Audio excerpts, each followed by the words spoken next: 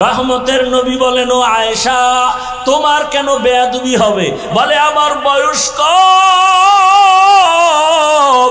রহমতের নবীর সাথে যদি বেয়াদবি হয় আমার জাহান্নাম ছাড়া উপায় নাই।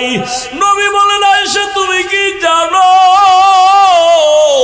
তোমার সাথে বিবাহের পয়গাম কে দিয়েছে জানো?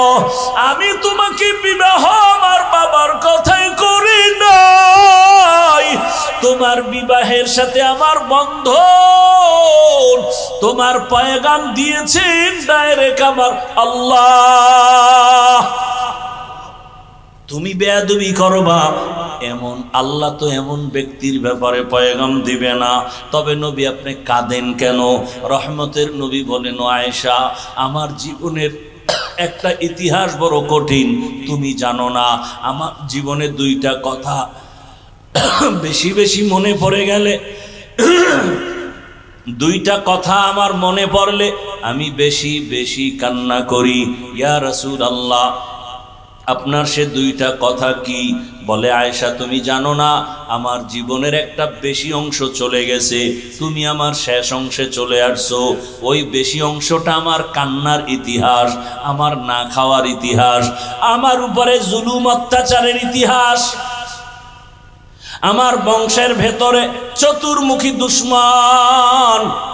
আমি দুনিয়াতে আইসা একবার বাবার চেহারাও দেখতে পারি নাই, বাবা বলে ডাক দিতে পারি নাই। 6 বছরে আমি মা হারিয়েছি, 8 বছরে আমার বাপ দাদাও চলে গেল। আমার জীবনে এমন অবস্থা, ডানেও দুশ্মন, বামেও দুশ্মন, পেছনে দুশ্মন, চতুর্মুখী দুশ্মন। আমার হাঁটার পথে কাটা, আমারে চতুর্মুখীভাবে অত্যাচার, আমাকে রাতের বেলা চায় মেরে ফেলবে। আমার বাড়ির চতুর্পার্শ্বে ঘেরাও দিয়া দুশ্মন হাজির হয়ে গেল। ও আয়েশা ওই সময় আমার টাকা নাই, আমি অত বড় অসহায়, এমন এক হালাত। ওই সময় আমার একমাত্র দুনিয়া দারুল আসবাব হিসাবে আল্লাহ আমাকে দুইটা ছায়ার ব্যবস্থা করলেন। আমার জীবনের এক বড় ছায়া আমার চাচা আবু তালিব, আর একটা ছায়া আমার সহধর্মিনী খাদিজা রাদিয়াল্লাহু আনহা। ছিল সে আরবের বড় ধনী নারী। ও পর্দার আড়ালের আম্মা জানেরা, আপনারাও তো খাদিজা রাদিয়াল্লাহু আনহার মতোই তো দেখতে নারী। আপনারা যদিও খাদিজা না, আল্লাহ তাআলা আপনাদের এত মর্যাদা দান করলেন। নবীজি যেই সময় দুনিয়াতে আসছেন নারী ছিল সমাজের বড় অবহেলিত, নারী পছন্দ করে না। বাবা তার কন্যাকে গলা টিপে মেরে ফেলে, কন্যা পছন্দ করে না।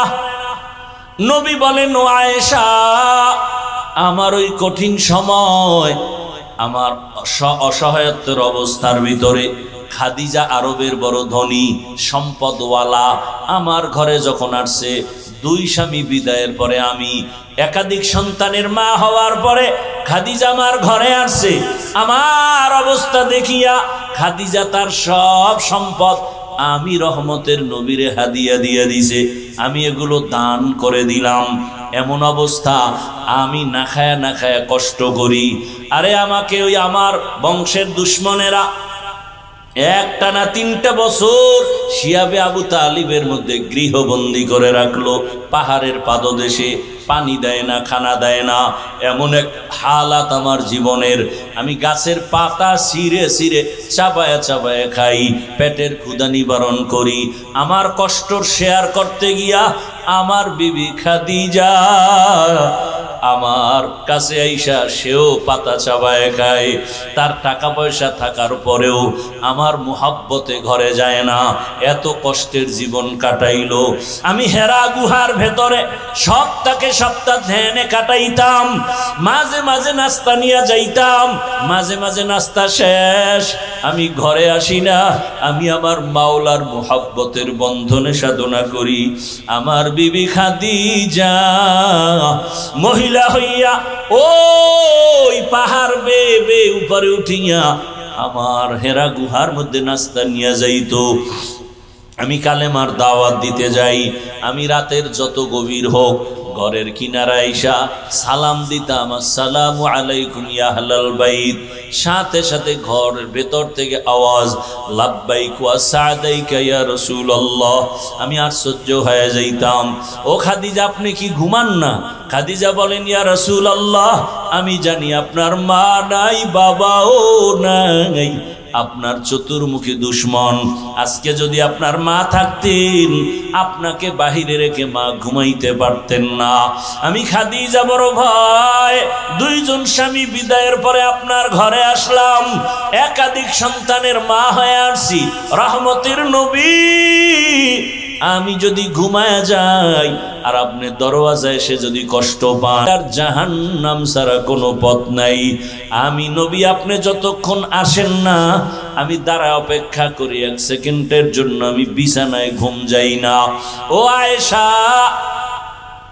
এত কষ্টের জীবন, ওই খাদিজা আমার চতুর্মুখী সহযোগিতার জন্য দাঁড়ানো, আমার জীবনের সান্ত্বনার একমাত্র পাত্রী খাদিজা।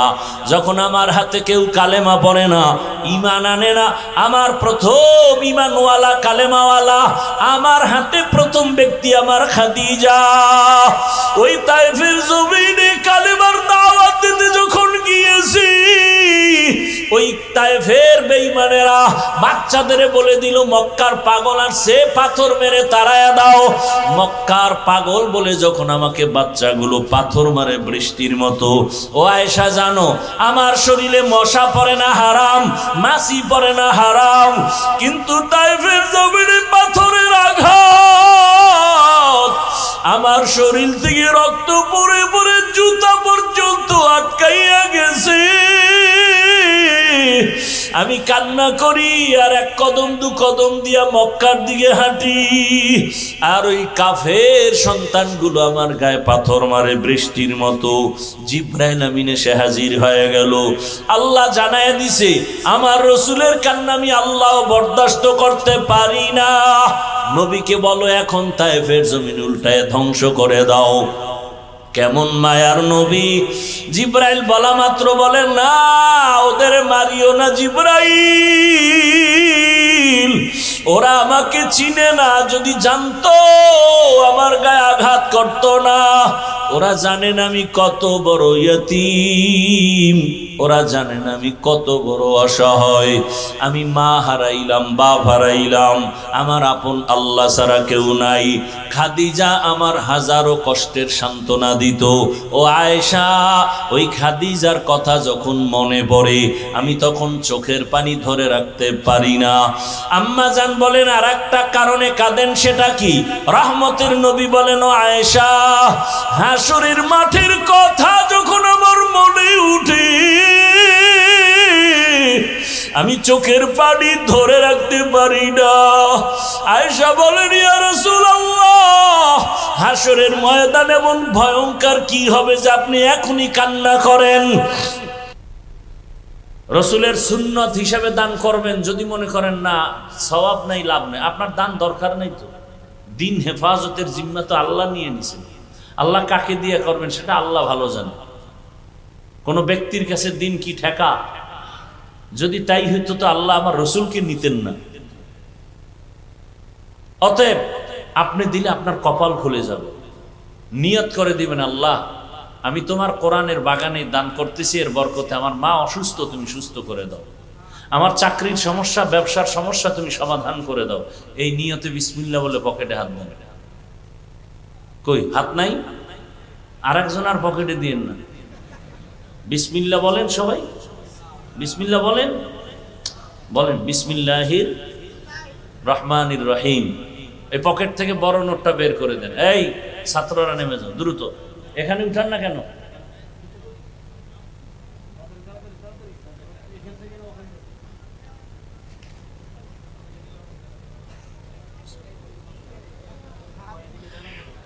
সবাই সবাই, কেউ যেন খালি না যায়। মা বোন থাকলে ওখানে ছোট বাচ্চা ছাত্রদেরকে পাঠিয়ে দেন। মা বোনদের যদি প্যান্ডেল থাকে ওখানে দিয়ে দেন। মা বোনেরাও দেন। হ্যাঁ, 20,000 টাকা দিছে আল্লাহর বান্দা, আল্লাহ কবুল করেন।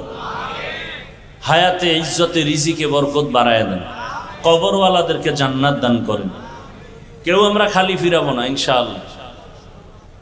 কালেকশন করে সবার ব্যাগগুলো এক হাতে জমা দিয়ে স্টেজে বা মাদ্রাসার অফিসে পৌঁছায় দাও।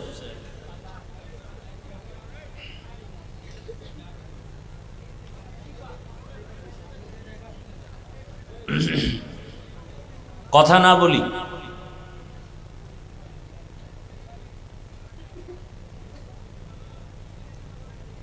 আলহামদুলিল্লাহ।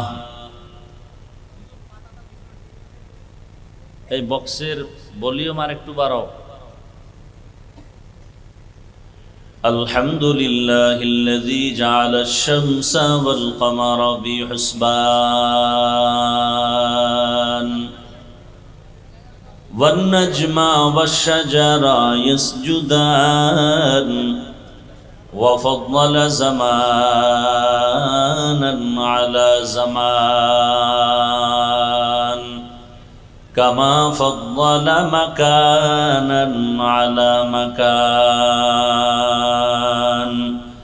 وإنسانا على إنسان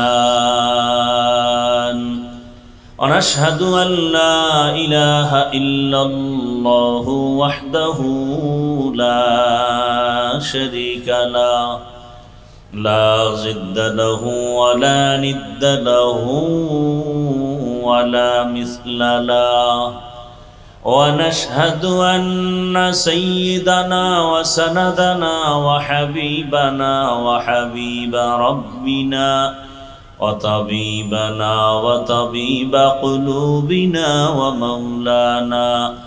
ومولانا محمدا عبده ورسوله اللهم صل على محمد النبي الأمي وعلى آله وسلم تسليما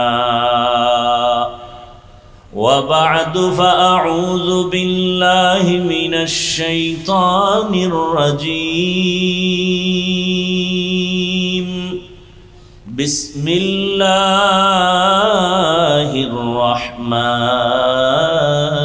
الرحيم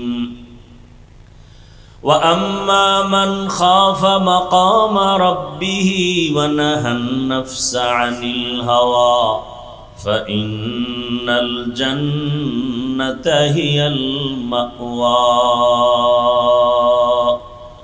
وقال رسول الله صلى الله عليه وآله وسلم اتق المحارم تكن أعبد الناس صدق الله مولانا العظيم وصدق رسوله النبي الأمي الكريم ونحن على ذلك من الشاهدين والشاكرين والذاكرين والحمد لله رب العالمين سبحانك لا علم لنا إلا ما علمتنا إنك أنت العليم الحكيم رب اشرح لي صدري ويسر لي أمري واحلل عقدة من لساني يفقه قولي निगाह मुमिन से तो बदल जाती है तकदीर निगाह मुमिन से तो बदल जाती है तकदीर ये बंदा की कुव्वत नहीं कुदरत का इशारा ये बंदा की कुव्वत नहीं कुदरत का इशारा ऐ मर्द खैरत तर्क मासी की ज़रूरत ऐ मर्द खैरत तर्क मासी की ज़रूरत अब सोहबत सालेह की सवा कोई नहीं चारा अब सोहबत सालेह की सवा कोई नहीं चारा मरदूद है पीछे हमें खबर नहीं लेकिन, मरदूद है पीछे हमें खबर नहीं लेकिन, एक वक्त में हालाक जो अमाल है सारा, एक वक्त में हालाक जो अमाल है सारा।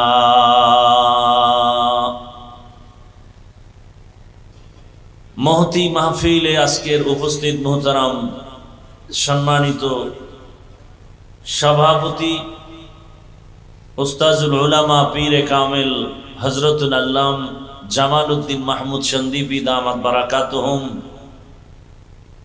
অন্যান্য অতিথিবৃন্দ, হযরত উলামায়ে কেরাম, অত্র অঞ্চলের বিভিন্ন স্থান থেকে আগত আল্লাহ পাকের আশিকিন, জাকিরিন, শাকিরিন, মুহিব্বিন, মুরব্বিয়ান এজম, কলিজার টুকরা আমার সমবয়সী যুবক বন্ধুগণ, স্নেহের ছোট ভাই, পর্দার আড়ালে মা ও বোনেরা, আল্লাহ পাকের দরবারে শুকর যে আল্লাহ পাক আমাদেরকে সুস্থ রেখেছেন, আলহামদুলিল্লাহ। জীবনের এক অমূল্য সম্পদের নাম সুস্থতা। টাকা পয়সা বাড়ি গাড়ি সব আছে, কিন্তু আপনি আমি অসুস্থ, জীবনের কোনো দাম। টাকা পয়সা বাড়ি গাড়ি তেমন নাই, কিন্তু আপনি আমি সুস্থ, আপনার আমার মতো সুখী কেউ। আল্লাহ আমাদের এই সুস্থতাকে দায়েমান কবুল করেন। দয়াময় রব্বুল আলামিনের সুস্থতা টিকাইয়া ধরে রাখার জন্য আল্লাহ একটা মহা ঔষধ দিয়েছেন ফ্রি। ঔষধটা কে দিয়েছেন? কত টাকার বিনিময় বলেন? ফ্রি। কেমন মহা ঔষধ, যে ঔষধের সমান কোন ঔষধ পৃথিবীতে আজও পর্যন্ত কেউ আবিষ্কার করতে পারেনি। কেমন মহা ঔষধ, কিয়ামত পর্যন্তের সমান কোন ঔষধ আবিষ্কার করতে কেউ পারবে না। সেই ফ্রি ঔষধ, যার সমতুল্য কোন ঔষধ নাই আমাদের সুস্থ থাকার জন্য, সে ঔষধ হলো রাতের ঘুম। রাতের মানুষ এর সমান কোন ঔষধ বানাবে পরের কথা, বরং আল্লাহর দেয়া ঔষধকে নষ্ট করার যন্ত্র আবিষ্কার করেছে। আমার কলিজার যুবকদের হাতে দুইটা মরণাস্ত্র আছে। কয়টা? একটা অদৃশ্যমান মরণাস্ত্র, আর একটা হলো দৃশ্যমান মরণাস্ত্র। আমাদের বোধগম্য কতটা দুর্বল, আমরা কতটা মেধা এবং সঠিক জিনিস থেকে কতটা পেছনে। এখানের প্রত্যেকটা যুবক চায় আমি দীর্ঘ জীবন বেঁচে থাকি, এবং এখানের প্রত্যেকটা যুবক চায় আমি সুস্থ থাকি। অথচ দুই অস্ত্র হাতে নিয়ে সব সময় ঘুরে। এক অস্ত্র ওকে অসুস্থ বানাবে, আর এক অস্ত্র ওকে দ্রুত কবরের পথে নিয়ে যাবে। দৃশ্যমান মরণাস্ত্রের নাম বাইক। বাইক বাইক কি বলে এদিকে? Motor cycle. এটা দৃশ্যমান মরণাস্ত্র যুবকদের জন্য। আর অদৃশ্যমান মরণাস্ত্রের নাম মোবাইল।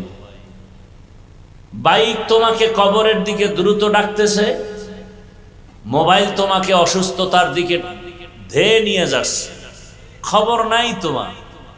বরং এই দুইটাকে পাওয়ার জন্য তুমি মায়ের সাথে তর্ক করো, বাবার সাথে তর্ক করো, না খেয়ে থাকো, আমাকে বাইক দিতে হবে, মোটর সাইকেল দিতে হবে, আমার তাড়াতাড়ি মরতে হবে। দেখেন তো আমার কথা আমি অযৌক্তিক বলছি? এ ভাই, মোবাইলও জ্বালাইলেন, আবার লাইটও ধরে রাখলেন, এমন কেন? এই বেটা, মোবাইল চালাইতে পারো না, নিয়ে আসছো, অজে মোবাইল নিয়ে আসছো কেন? কাম কি তোর? কাম এই মিডিয়াওয়ালারা করতেছে না, শুধু বইবে একটা আকামের দোকানদারি লইছে। আল্লাহ হেদায়াত দান করুন। ডিস্টার্ব করবেন না।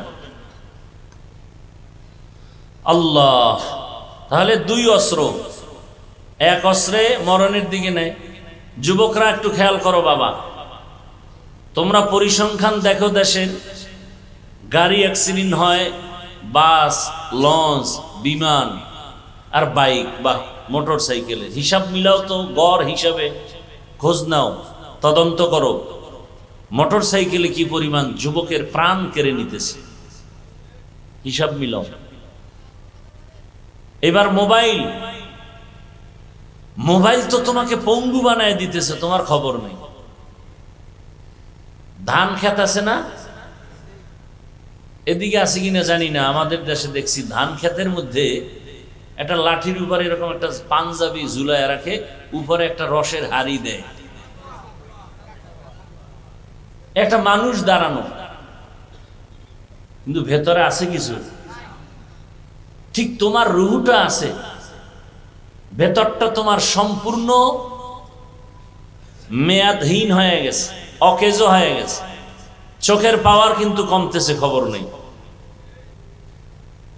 সত্য কথাটা মানো বা না মানো, অন্তত সাপোর্ট দিও যে হ্যাঁ এটা সত্য। এই মোবাইল তোমার কিডনি ড্যামেজ করে দিতেছে, খবর নেই। হার্ট দুর্বল, ব্রেন দুর্বল, লেখাপড়া নাই, চরিত্র নাই।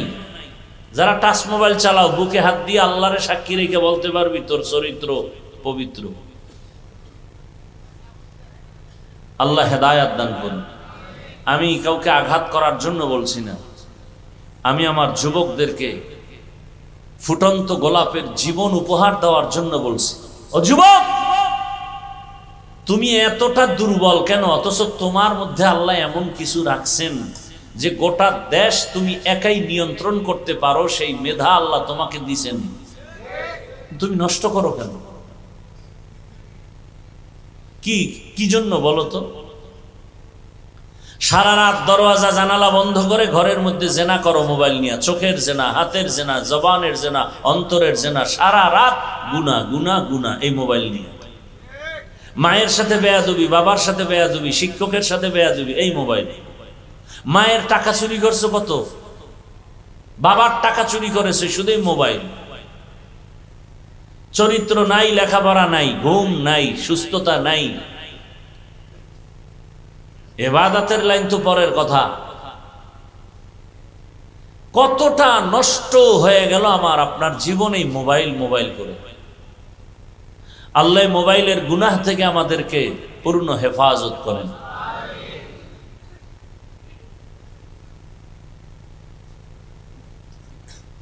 সুস্থ থাকতে চাই, কিন্তু অস্ত্র নিয়ে রাখছি হাতের মধ্যে, অল টাইম অসুস্থ হওয়া। অকাল মরণ হচ্ছে যুবকের। আজকে শেষ পর্যন্ত দোয়া করে যাওয়ার মতো নিয়ত করে বসছেন, নাকি আগেই ভাববেন? না আবার কারোর সাথে টাইম দেওয়া আছে, মিস কলের জবাব দিতে হবে? হ্যাঁ, আল্লাহ হেদায়াত দান করুন। আল্লাহ আমাকেও হেদায়াত দান করেন। কথাগুলো আমি হালকার উপরে বললেও খুব কঠিন কথা। এই কথাগুলো আমাদেরকে ধ্বংস করে ফেলেছে। আমি বক্তা ওয়াজ করতেছি, গাড়িতে উঠলেই মোবাইল। কি দেখি? আল্লাহ মাফ করেন। আবু হুরায়রা রাদিয়াল্লাহু তাআলা আনহু থেকে বর্ণিত হাদিস, কিয়ামতের দিন সর্বপ্রথম 3 ব্যক্তি জাহান্নামে যাবে। কেমন 3 ব্যক্তি? যেই 3 ব্যক্তির ব্যাপারে দুনিয়াওয়ালারা বলবে এরা বিনা হিসাবে জান্নাতি, অথচ আল্লাহর আদালতে আবু হুরায়রা বলেন এই 3 ব্যক্তি সবার আগে জাহান্নামে যাবে। আবু হুরায়রা হাদিস এক সাহাবীকে শুনাইতে গিয়ে 3 বার বেহুশ হয়ে পড়ে গেছে। হাসরের ময়দানে আল্লাহ 3 ব্যক্তির প্রথম ডাকবে, এই শহীদ, তোর জামা কাপড়ে রক্ত লাগানো কেন? আমি তো মুজাহিদ হয়েছি, যুদ্ধ করেছি। বলে কেন যুদ্ধ করেছো? দিন জিন্দা করার জন্য। হ্যাঁ, মানুষ তো এটাই জানে, আমি তো তোর ভেতরেরটা জানি, এটা মানুষ জানে না। তোর ভেতরেরটা কি জানি? তোকে মানুষ বীর যোদ্ধা বলবে, এই বাহা পাওয়ার জন্য তুই যুদ্ধে গেছিস। তোর নামে স্মৃতি অঙ্কন হবে, ইতিহাসের পৃষ্ঠায় তোমার নাম লেখা হবে। সেই পাওয়া তোমার ভেতরের যে চাওয়া ছিল সেটা তো দুনিয়ায় পেয়ে গেছো। আল্লাহ বলবে, এই জাহান্নামের ফেরেশতা, একে শিকল লাগাও, জাহান্নামে নিয়ে যাও। দ্বিতীয় আমার মতো মোল্লারে ডাকবে, এই মাওলানা সাহেব আসো, তোমারে আমি সুন্দর কণ্ঠ দিলাম, বয়ান করলা, এলেম দিলাম কোরআন হাদিসের, কি করছো? ও আল্লাহ, তুমি জানো না গোটা দুনিয়াটারে পাগল বানায় ফেলাইছে দাওয়াত দিয়া। আল্লাহ কয় মানুষ তো তাই জানে, আমি তো তোর ভেতরেরটা জানি। তোর নাম ছোট হইলে মনে কষ্ট আসতো, কেউ জানতো না, আমি জানি। তোর নামে আল্লামা না লেখলে তোর মন খারাপ, কেউ জানে না, আমি জানি। হাদিয়া কম পাইলে রাগ করতো মনে মনে, আর ডেট নিবা না, কেউ জানে না, আমি জানি। তোমারে মানুষ জানে বড় বক্তা, আমি জানি তুই সারা রাত মোবাইলে গুনাহ করো। মানুষ জানে তুমি একজন বড় ইমাম সাহেব, কিন্তু মানুষ জানে না, আমি জানি তুই সারা রাত মোবাইলে অন্যায় করেছো। জাহান্নামের ফেরেশতাকে ধরো, এই আলেমকে জাহান্নামে নিয়ে যাও। শেষে ডাকবে, এই দান করলেওয়ানা দানবী, আহো তোমারে আমি ফকির না বানায় ধনী বানাইছি, করছো কি টাকা পয়সা? আল্লাহ মসজিদ মাদ্রাসা করছি না, অনেক কিছু করেছি, দান সৎকা করেছি। আল্লাহ বলবেন মানুষ তো তাই জানে, আমি তো তোর ভেতরেরটা জানি।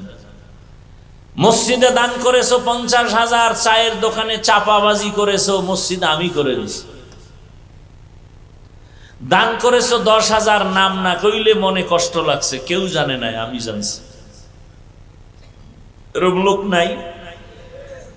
20,000 টাকা দিছে, বলছে নাম জানো মাইকে না বলা হয়। আর একজন পাগলা 1,000 দিয়ে কয় নাম যদি না বলে টাকাটা ফেরত নিয়ে আসো। আছে না নাই? আল্লাহ বলেন একেও ধরো, হ্যান্ডকাপ পড়ায় জাহান্নামে নিয়ে যাও। তাহলে শহীদ, আলেম, দানবীর এদের অবস্থা যদি এমন হয়, আপনার আমার উপায় কি? একটু চিন্তা করা উচিত তো ভাই। আল্লাহ তো চিন্তা করার মতো মেধা মানুষকে দিছেন, কোনো ভিন্ন কোনো প্রাণীকে আল্লাহ দেন। আল্লাহ আমাদেরকে হেদায়াত দান করুন। আজকের আয়োজনে আল্লাহ আমাদেরকে হাজির করেছেন, আল্লাহ দয়া করে এনেছেন। শুনলাম কয়েকদিন আগে বৃষ্টি হয়েছে, আল্লাহ আমাদেরকে দয়া করে নিয়ে আসছেন। আর একবার কি শুকর আদায় করা যাবে? সবাই জিব্বা নারায় মোহাব্বতে পড়েন আলহামদুলিল্লাহ। দরুদ ও সালাম সৈয়দুল মুরসালিন রহমাতুল্লিল আলামিন শফিউল মুজনিবিন খাতামুন নবিয়্যিন সৈয়দুস সাকালাইন ইমামুল মুরসালিন শফিয়ে আযম রাসূল আকরাম রহমতে আলম নবিয়ুল আরব আল আজম হাবিব কিবরিয়া আশরাফুল আম্বিয়া সৈয়দুল আম্বিয়া শফিয়ে মাহশর সাকিয়ে কৌসর আকায়ে নামদার মদিনাহ কা তাজদার आफताब नबूवत फ़ख्र मौजूदात सैयदुल मखलूक़ात हज़रत मुहम्मदुर रसूलुल्लाह सल्लल्लाहु अलैहि व आलिहि वसल्लमेर ऊपर नबीर ऊपरे बेशी बेशी दरूद पढ़বেন। पढ़বেন নি? আবার বাথরুমে গিয়ে শুরু করেন না, সব সময় হাঁটতে বসতে উঠতে চলতে দরুদ সাল্লাল্লাহু আলাইহি ওয়া আলিহি ওয়াসাল্লাম, সাল্লাল্লাহু আলাইহি ওয়া আলিহি ওয়াসাল্লাম। যত পড়বেন সম্মান বাড়তেই থাকবে। চোখে তাকায় দেখবেন এই সম্মান আপনি পাওয়ার না, কিন্তু পাইতেছেন দরুদের বরকতে। ব্যবসার ঝামেলা, চাকরির সমস্যা, দরুদের আমল চালু করেন, সব সমাধান হয়ে যাবে। আল্লাহ আমাদেরকে বেশি বেশি বেশি বেশি দরুদের আমল করার তৌফিক দান করেন। যাদের অক্লান্ত পরিশ্রমের মাধ্যমে আজকের আয়োজন, মাদ্রাসা কর্তৃপক্ষ, এলাকাবাসী, আল্লাহ প্রত্যেককেই এ খেদমতের বরকতে দুনিয়াতে শান্তি, পরকালে মুক্তির ব্যবস্থা করে দিন। ওলামায়ে হযরত আলোচনা রেখেছেন দীর্ঘ সময়, আপনারাও শুনছেন। আল্লাহ ওলামায়ে কেরামদের কথাগুলো সহি তরিকায় আমল করার তৌফিক দান করেন। ওলামায়ে কেরামের ইজ্জতকে আল্লাহ বেশি বেশি বাড়ায়া দেন। যারা আলেমদের বিরুদ্ধাচরণ করে বিভিন্ন মাধ্যমে আল্লাহ তাদের হেদায়াত দান করেন। আমি এক আয়াতে কারিমা রসুলের একটি হাদিস পড়েছি, তরজমাটা বলে এরপরে কিছু ব্যাখ্যা যদি আপনারা শুনতে চান, আল্লাহ যদি তৌফিক দেন তো আমি শোনাবার চেষ্টা করব। আর আপনারা যদি অনাগ্রহী হন তাহলে আস্তে করে দোয়া করে বিদায় নিব। উঠা বসা করবেন না, এই বেয়াদবি যেন মজলিসে না হয়। এটা এখন আর আপনাদের এলাকার নামে নাই, এটা আল্লাহর আদালতে এখন বেহেশতের বাগান। আল্লাহ আরশে আজিমে এরকম এক মজলিস ফেরেশতাদেরকে নিয়ে মিলাইয়ে রাখছেন, ওখানে আমাদের প্রশংসা হচ্ছে। সর্বশেষ আল্লাহ ঘোষণা দিচ্ছেন, আজকের এই প্যান্ডেলে যারা আসছে ফেরেশতারা সাক্ষী থাক, আমি সবার জীবনের সব গুনাহ মাফ করে দিলাম। অতএব জীবনে তো কম সময় নষ্ট করলেন না, আজকে নিয়ত পাক্কা করে ফেলেন যে ইনশাআল্লাহ দোয়া করে যাব। আসলে এটা এমন একটা প্যান্ডেল, এখানে আসতে কপাল লাগে, সব কপালওয়ালার এখানে আসতে পারে না। এখানে বসতেও কপাল লাগে, মোনাজাত দিয়া যেতেও কপাল লাগে, এই কপাল সবার হয় না। বাড়ির থেকে অনেকে আসছে, আজকে ওয়াজে যাইতেছি মোহনগঞ্জ না, কিন্তু আইসা প্যান্ডেল এই বেহেশতের বাগানে ঢুকার কপাল হয় নাই। কই মার্কেট আসেনি, হ্যাঁ সেখানে ঘুরতেছে, গল্প করতেছে, চানাচুর বাদাম জেলাপি আর মাইকের আওয়াজের বয়ানও শুনতেছে, আর ওদিক দিয়া যুবক যুবতীদের চেহারাও দর্শন হচ্ছে। এক গুলিতে তিনটা পাইতেছে, হ্যাঁ খাওন, চোখের শীতলতা দেখুন, আর বয়ানও শুনতেছে। সান কপাইলে সব, হ্যাঁ এখানে আসার কপাল হয়নি। দোয়া করি আল্লাহ এদেরকেও হেদায়াত দান করেন। আর একদল এখানে আসছে ঠিকই, বসছেও ঠিক, কিন্তু কলবের দরজা বন্ধ করে রাখছে, সামনে মোবাইল নিয়ে। আমি কথা যা বলি হাসতে হাসতে যাই, আপনারা শুনেন আর বলেন। আমার কথা খুব হৃদয়ের চূড়ান্ত মহব্বত থেকে বলছি, একটা কথা আমি হালকা করে বলি না, ফাউল বলি না, এবং খুব গুরুত্বপূর্ণ কথা। যারা মোবাইল হাতে নিয়ে ব্যস্ত তাদের কলবের দরজা বন্ধ, এদের বয়ান সব মোবাইলে ঢুকবে, কলবে ঢুকবে না। মোনাজাতের পরে জিনেরা মোবাইল নিয়ে যাবে, কানবে আর বলবে আমও গেল সালাও গেল। আর একদল ওয়াজে আইছে, বেলুন কিনছে, বেলুন প্লাস্টিকের মাছ। বাসায় গেলে বউ কইব কি পাইছো, মোনাজাতে বেলুন কবুল হয়ে গেছে। আছে না নাই? চিন্তা করতে পারেন আপনি, এই সমস্ত জিনিস ওয়াজে আসবে কেন? বহু দূর থেকে আপনারা আসছেন, দুই একটা খানার দোকান থাকতে পারে, এমন দোকান থাকবে কেন সেখানে মেয়ে ঢুকবে, ছেলে ঢুকবে, বেপরদার আড্ডা হবে। এটাও একটা পরীক্ষা।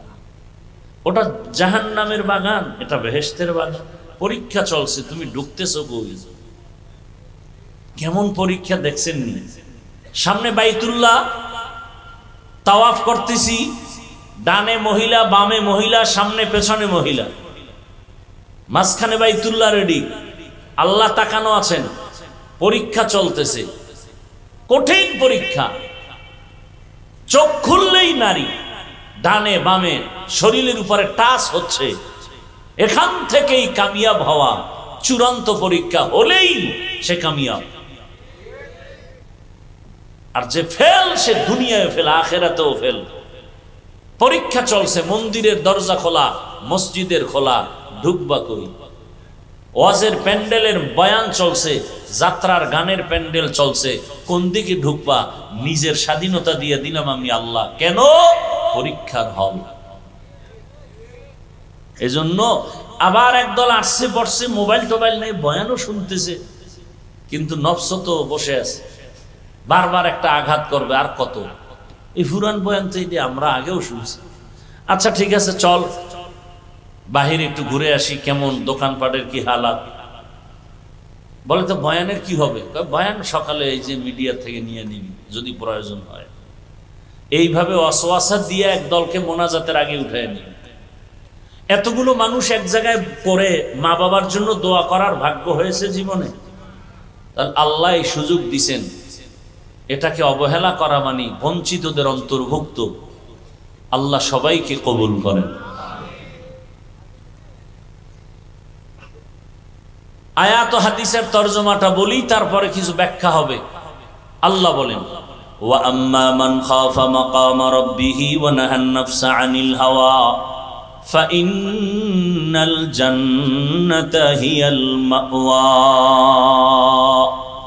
হাসরের ময়দানে আমার আদালতে দাঁড়াইয়া হিসাব দেওয়ার ভয়, জমিনে যে নিজেকে গুনাহ থেকে বাঁচাবেন আল্লাহ বলেন আমি ওয়াদা করলাম তাকে। রহমতের নবী বলেন ইত্তাকিল মাহারিম তাকুন আবাদান নাস। ও দুনিয়ার উম্মত, তোমরা আল্লাহর নিষিদ্ধ জিনিস থেকে নিজেকে বাঁচাও, আল্লাহ তোমাদের মর্যাদা বাড়ায় দিবেন। আল্লাহর কাছেও মর্যাদা বাড়বে, উম্মতের কাছেও মর্যাদা বেড়ে যাবে। তরজমা শেষ।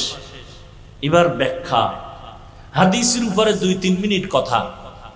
পৃথিবীতে আল্লাহ মানুষ পাঠাবার আগেই সিদ্ধান্ত ফাইনাল, মানুষ হবে সৃষ্টির শ্রেষ্ঠ। সিদ্ধান্ত কার? অস্থায়ী না স্থায়ী? স্থায়ী। আল্লাহর স্থায়ী সিদ্ধান্ত মানে নাই কে? কে মানে নাই? ওয়ালাকাদ কাররামনা বানি আদম ওয়া হামালনাহুম ফিল বাররি ওয়াল বাহরি ওয়া রাযাকনাহুম মিনাত তাইয়্যিবাত ওয়া ফাদ্দালনাহুম আলা কাসীরিম মিম্মান খালাকনা তাফদীলা। বনি আদম বড় দামি, এদের মতো শ্রেষ্ঠ মর্যাদার আর কোনো প্রাণী আল্লাহ দেন নাই। আল্লাহ বলেন ও দুনিয়ার মানুষ, তোমাদেরকে শ্রেষ্ঠ মর্যাদা দিয়া জমিনে আমি পাঠানোর পর তোমাদের চলার জন্য উত্তম ব্যবস্থা করেছি। জমিনে চলার রাস্তা দিলাম, পানির মধ্যে কিভাবে চলবা সে ব্যবস্থাও করে দিলাম। দুনিয়ার সব প্রাণীরা রাস্তায় চলে, মানুষ তোমার চলার পথটা অনেক সুন্দর, অনেক পিওর। মানুষের চলার রাস্তার মতো বাঘের রাস্তা আসেনি, সাপের রাস্তা আসেনি, আছে কিন্তু এইরকম না। গরুও চলে, হরিণও চলে, বাঘও চলে। দুনিয়াতে মানুষের চলার পথের মতো এত সুন্দর পথ জমিনে আর কোনো প্রাণীকে আল্লাহ দেননি। পানির মধ্যে যেই লোহাটা ফেলে দিলে নিচে চলে যাবে, মানুষের মেধা খাটাইয়া ওই লোহা দিয়া জাহাজ বানায়া ভাসাইয়া এক দেশ থেকে ভিন্ন দেশে ব্যবসার কাজে যায়। আমি আল্লাহ সম্মান দান করেছি, একটা জাহাজ তুফানে পড়ে আমি বাঁচাই, ইচ্ছা করলে ডুবিয়া যায়। যেমন টাইটানিক জাহাজ বানাইয়া তারা চ্যালেঞ্জ করেছিল এই জাহাজ ডুববে না, কেউ পারবে না এটাকে নষ্ট করতে। কিন্তু সমুদ্রের মাঝে গিয়া হঠাৎ একটা বরফের পাহাড়ে বাড়ি লেগে সব কিছু নিঃশেষ ধ্বংস হয়ে গেল। আল্লাহর সাথে পাল্লা দিয়া কেউ আগাতে পারে নাই, পারবেও? আল্লাহর সাথে পাল্লা দিয়া কেউ আগাতে পারে নাই, কিয়ামত পর্যন্ত পারা সম্ভব না। আল্লাহ বলেন পাল্লা না দিয়া মাথা নত করে নেও, আমি আল্লাহ তোমাকে বড় আদর করে সৃষ্টি করেছি। তোমার জন্য আমি আল্লাহ সর্বোত্তম খানার আয়োজন করেছি। এত সুন্দর খানা আমি পিপিলিকার খানাও দেই, আমি সমুদ্রের প্রাণীর খানাও দেই, জঙ্গলের হাজারো প্রাণীর খানা আমি দেই, উড়ন্ত পাখির খানাও আমি দেই। মানুষের খানা এত সুন্দর, এত পিওর, হালাল এবং সুস্বাদু খানা কোনো প্রাণীকে দেই নাই। মানুষের খানাটা আমি আল্লাহ পিওর রাখছি, কাভার লাগাইয়া। ভাত খাবা, চালটাকে কাভারে ঢুকাইয়া রাখছি। কাভারে থাকলে নাম কি? ধান। রুটি খাবা, গমটাকে কাভারে আটকায় দিছি যেন ময়লা না যায়, তোমার কোনো ডিস্টার্ব না হয়, ক্ষতি না হয়। এখন তোমার ভাত রুটি সামনে রেডি, খাওয়ার জন্য তোমার তরকারি লাগবে, আমি আল্লাহ হাজার ধরনের তরকারির ব্যবস্থা করে দিলাম। কত শাকসবজি, পাকানোর জন্য লাগবে মশলা, তোর বাবায় দেয় নাই, আমি আল্লাহ জমিনের মধ্যে মশলার ব্যবস্থা করলাম। পেঁয়াজ দিলাম, রসুন আমি দিলাম, এলাচি দিলাম, দারুচিনি দিলাম। কে দিছেন? এবার এগুলো দিয়ে মশলা বানাও, বানায় তরকারি পাকাও।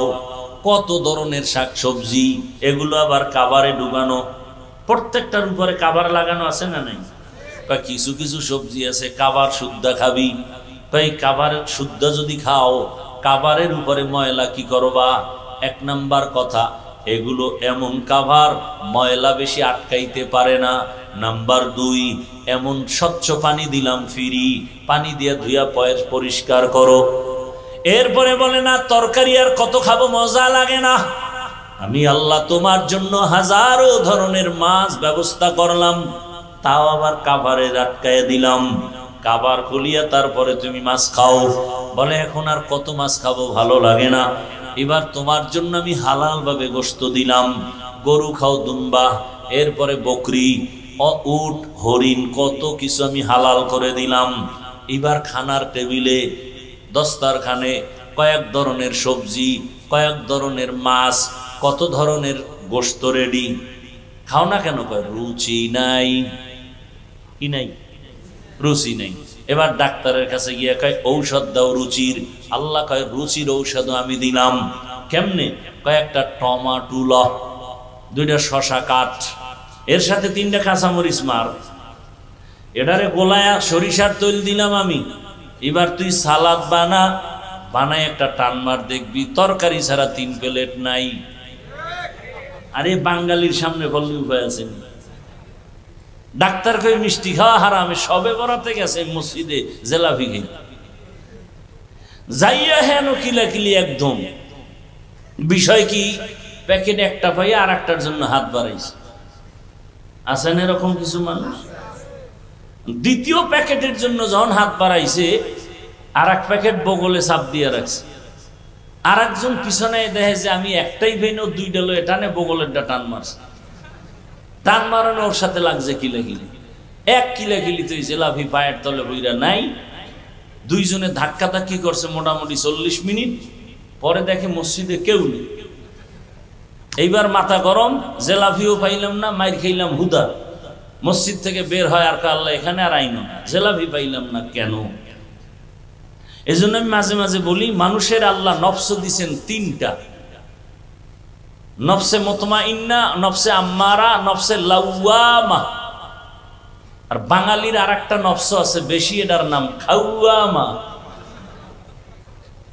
এটার অভ্যাস হলো খালি খাওন তালাশ করে, হালালও বাজে না, হারামও বাজে না, পাইলেই খায়, পাইলেই খায়। কুকুরের মতো, গরুর মতো, হাটে আর চাটে, হাটে আর চাটে, হাটে আর চাটে। আছে না নাই? আল্লাহ বলেন তোমার জন্য খানা দিলাম হালাল এবং পিওর। আমি আল্লাহ কেমন আদর করেছি। তোমার খানার অবশিষ্ট যেটা থাকে এটাকে বলে জুটা, আমি আল্লাহ সেটাও পাক করে রাখলাম। আমি বোতল থেকে একটু পানি নিলাম, বাকি অংশ নাপাক নাপাক, এটা জুটা হয়ে গেছে। আবার আমরা স্বাভাবিকভাবে যে খানা খাই, মাছের কাটা, গোশতের হাড়, এটাও একটা জুটা, এটাও পাক। আল্লাহ কয় তোর এই জুটাটাও আমি অনর্থক ফালাই দিতে বলি নাই, এটা তুই এমন একটা ভালো জায়গায় রাখবি, এটা খাওয়ার জন্য আরো প্রাণীরা বসে থাকে, কুকুর খাবে, বিড়াল খাবে, সর্বশেষ জিনেরা খাবে। এই জন্য নবীর সুন্নাত হলো জুটা কাটা পানির মধ্যে ফেলিও না, কারণ জিনে খাবে, কুকুর খাবে, বিড়াল খাবে, ওদের হক নষ্ট হয়ে যাবে, মজা পাবে না। বুঝেননি কিছু? আজকে এই সুন্নাতটার আদা করে যান, পানির মধ্যে ফেলবেন না, জুটা কাটা পানির মধ্যে ফেলবেন না। বিড়ালের খানা এটা, কুকুরের খানা, ঘরের পিছনে কোথাও নিরাপদ জায়গায় রাখবেন, এটা জিনে খেয়ে ফেলবে। ওগো খাওয়ান দিবেন না, তামনে ধরবে না। জানালা দিয়ে ঢুকে কেউ বাতাস আইলো কেন? মাথা গরম, খাইতেই ভরে গেছে, আর ধুম জ্বর ধৈর্য ফেলছে। আর এখন জিন খুব বেশি উৎপাত করে, মানুষের উপরে উপদ্রব বাড়ায় দিছে। কেন? ও থাকার ঘর বাড়ি, জঙ্গল কাইটা বাঙালি সব সাফ করে, ওরা থাকবে কই? কথা এটা মানুষের ঘরে ঢুকো। আর ওদের একটা ঘরের মধ্যে, প্রত্যেকের ঘরে একটা ওদের আড্ডাখানা আছে, বাথরুম। এরা বাথরুমে থাকে, এজন্য রসুল বলছেন খালি মাথায় খালি পায়ে বাথরুমে যায় না। আর আমরা বাথরুমের বানাইছি ওয়াশরুম। কি রুম? ওয়াশরুম। ওখানে অজু করি, উচিত না? বাঁচাও কঠিন, চেষ্টা করা দরকার। অজুখানা আলাদা করেন, ওয়াশরুম আলাদা করেন, বাথরুম আলাদা করেন। এবং বাথরুমে ঢুকার সুন্নাত আছে না নাই? বাম পা দিয়া ঢুকবেন না কোন পা দিয়া? খালি মাথায় ঢুকা যাবে না, খালি পায়ে ঢুকা যাবে না। সুন্নাত অনুযায়ী বাথরুমে ঢুকবেন। কোনো বাথরুমে ঝামেলা আপনার হবে না। দুর্ঘটনা অনেকের হয় না, পড়ে গিয়ে মাথা শেষ, বুকে ব্যথা, দুর্ঘটনা হয়। জুতাও নাই, টুপিও নাই, একটা কাপড় দিয়ে যান, টুপি না একটা গামছা দিয়ে যান। বাথরুমে এভাবে যাবেন। রসুল তো সব শিখাইয়া দিছেন। বাথরুমে গিয়ে কিভাবে বসবেন নবী তাও শিখাইয়া দিছেন। মুশরিক বেঈমানেরা কয় তোমগো নবী কেমন নবী, কয় কেন, কয় বাথরুমের নিয়ম শিখায়। সাহাবায়ে কেরাম কামগো শুধু নিয়ম শিখায় না, বাথরুমে গিয়ে কেমনে বসবো নবী তাও শিখায়। নবী বলেন বাম পায়ের উপরে ভর করে বাথরুমে বসবা, সুন্নাত। হাঁটুর উপরে কাপড় উঠাবা না, সুন্নাত। আর কাপড় যদি ঘরের ভিতরে ধুইয়া দৌড় দেয়, এটা উঠাবার টাইম নেই, কাইতে হয়ে যাবে বাথরুম। আর যেই খাওন খায় বাঙালি, বাথরুমের দরজা খোলার টাইম পায় না, এমার্জেন্সি নিম্নচাপ শুরু হয়ে যায়। আল্লাহ হেদায়াত দান করুন। আর বিসমিল্লাহ তো নাই, ডান হাতে বাম হাতে হোমানে খা। জিগাইলে আমগো আটকানোর জন্য বুদ্ধি লয়ে বয়ে রইছে। হুজুর এত ফতুয়া দেন কেন? ডান হাতও আল্লাহর, বাম হাতও আল্লাহ।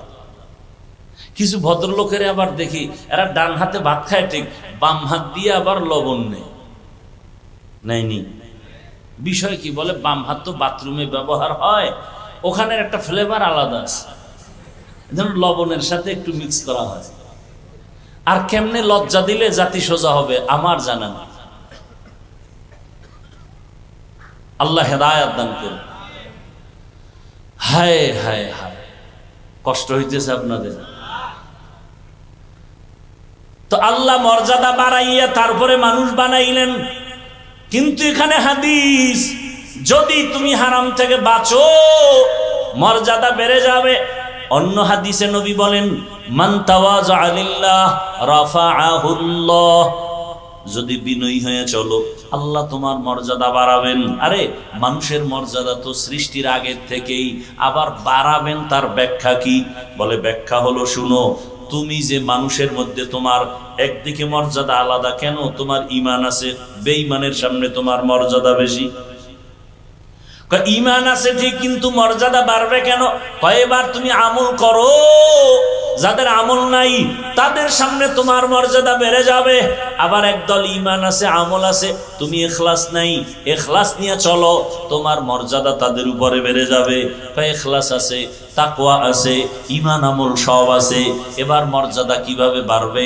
বলে এখন তোমারে ভালোবাসে কয়জন মানুষ? ফেসবুকের ফলোয়ার দেখ, 500 ফলোয়ার, এটি আমার সব একুরেট বন্ধু। একজনে বলছে না, কে তোর বন্ধু জানোনি? তুমি যাকে ভালোবাসো সে তোমার বন্ধু না, তোমাকে যে ভালোবাসে সে তোমার বন্ধু। তোমাকে যে ভালোবাসে সে তোমার আসল বন্ধু, তুমি যাকে ভালোবাসো সে তোমার আসল না, বরং সে তোমার দুশ্মন। স্বার্থে আঘাত লাগলেই ছুরি রেডি। এখন বাংলাদেশের নোংরামি কেমন? মানুষ মারার জন্য দুশ্মন লাগে না, নিজের আপন বন্ধুই রেডি। আল্লাহ হেদায়াত দান করুন। ভাইরা আমার, তোমাকে এখন 500 লোক ভালোবাসে, বিনয়ী হয়ে চলো, হারাম থেকে বাঁচো, তাকওয়ার উপরে চলো, ভালোবাসা মানুষের বেড়ে যাবে। বলে কেমন? এক পর্যায়ে দেখবা গোটা দেশের আমার মুমিন ভাইরা এই পরিমাণ ভালোবাসবে। আরো বাড়বে নি? হ্যাঁ আরো বাড়বে। এক পর্যায়ে দেখবা বিনয়ী হয়ে যখন চলবা, আমার আল্লাহকে নিয়ে যখন চলবা, তখন দেখবা শুধু মুমিন না, বেঈমানেরাও তোমাদের ভালোবাসা শুরু করবে। শুধু তাই না, আরো যদি আল্লাহর কাছে প্রিয় হতে পারো, দেখবা এক সময় শুধু মানুষ না, ভিন্ন প্রাণীও তোমাকে মহব্বত করবে। মহব্বত করলে দেখবা বাঘ তোমার কথা শুনে, হরিণ তোমার কথা শুনে, দুনিয়ার অন্য প্রাণী তোমার কথা শুনে। এরকম নজিরে জমিনে আছে না নাই? আল্লাহর ওলি বাঘের গিয়া খাই, বাঘ এখানে আমরা বসবাস করব, তুই তোর গন্তব্যে চলে যা। বলতে দেরি, বাঘ তার বাচ্চা কাঁধে নিয়ে পাহাড়ের মধ্যে যাইতে দেরি হয় নাই। নদীর মধ্যে পানি নাই, কি নাই? পানি নাই। এলাকার লোক গিয়া কয় নদী শুকনা, বহুদিন ধরে পানি নাই। আল্লাহর বান্দা, প্রিয় বান্দা চিঠি লেখা কয় এটা নদীর মধ্যে ফেলে দাও। যখন নদীর মধ্যে চিঠি দেওয়া হয়, সাথে সাথে শুকনা নদীর মধ্যে জোয়ার শুরু হয়ে গেল। আরো আস্তে করে বলেন, খেয়াল করছেন নি কথাটা? কি শুকনা নদীতে চিঠি লেখছে, পানির জোয়ার, এটা কেমন গাঞ্জাখুরি কথা। এখন একজন এই কামটা ঘটাইছে কে ঘটাইল? পরে একজনে কয় তাবলিগের এক মুরব্বী, কয় এ তো কঠিন কাফের হয়ে গেছে। না না না না, তাবলিগ না। কয় কে? চরমনের একজন ব্যক্তি। কয় ও তো ডবল কাফের।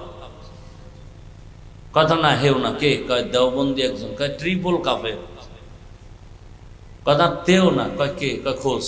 খুঁজতে খুঁজতে খুঁজতে খুঁজতে খুঁজতে খুঁজতে ইতিহাস ঘাটতে ঘাটতে গিয়ে দেখে এই কাজ কেউ ঘটায় নাই, যিনি ঘটাইছেন রহমতের নবীর সাহাবী হযরতে ওমর। এবার কাফের কর, ওমরের কাফের বলো।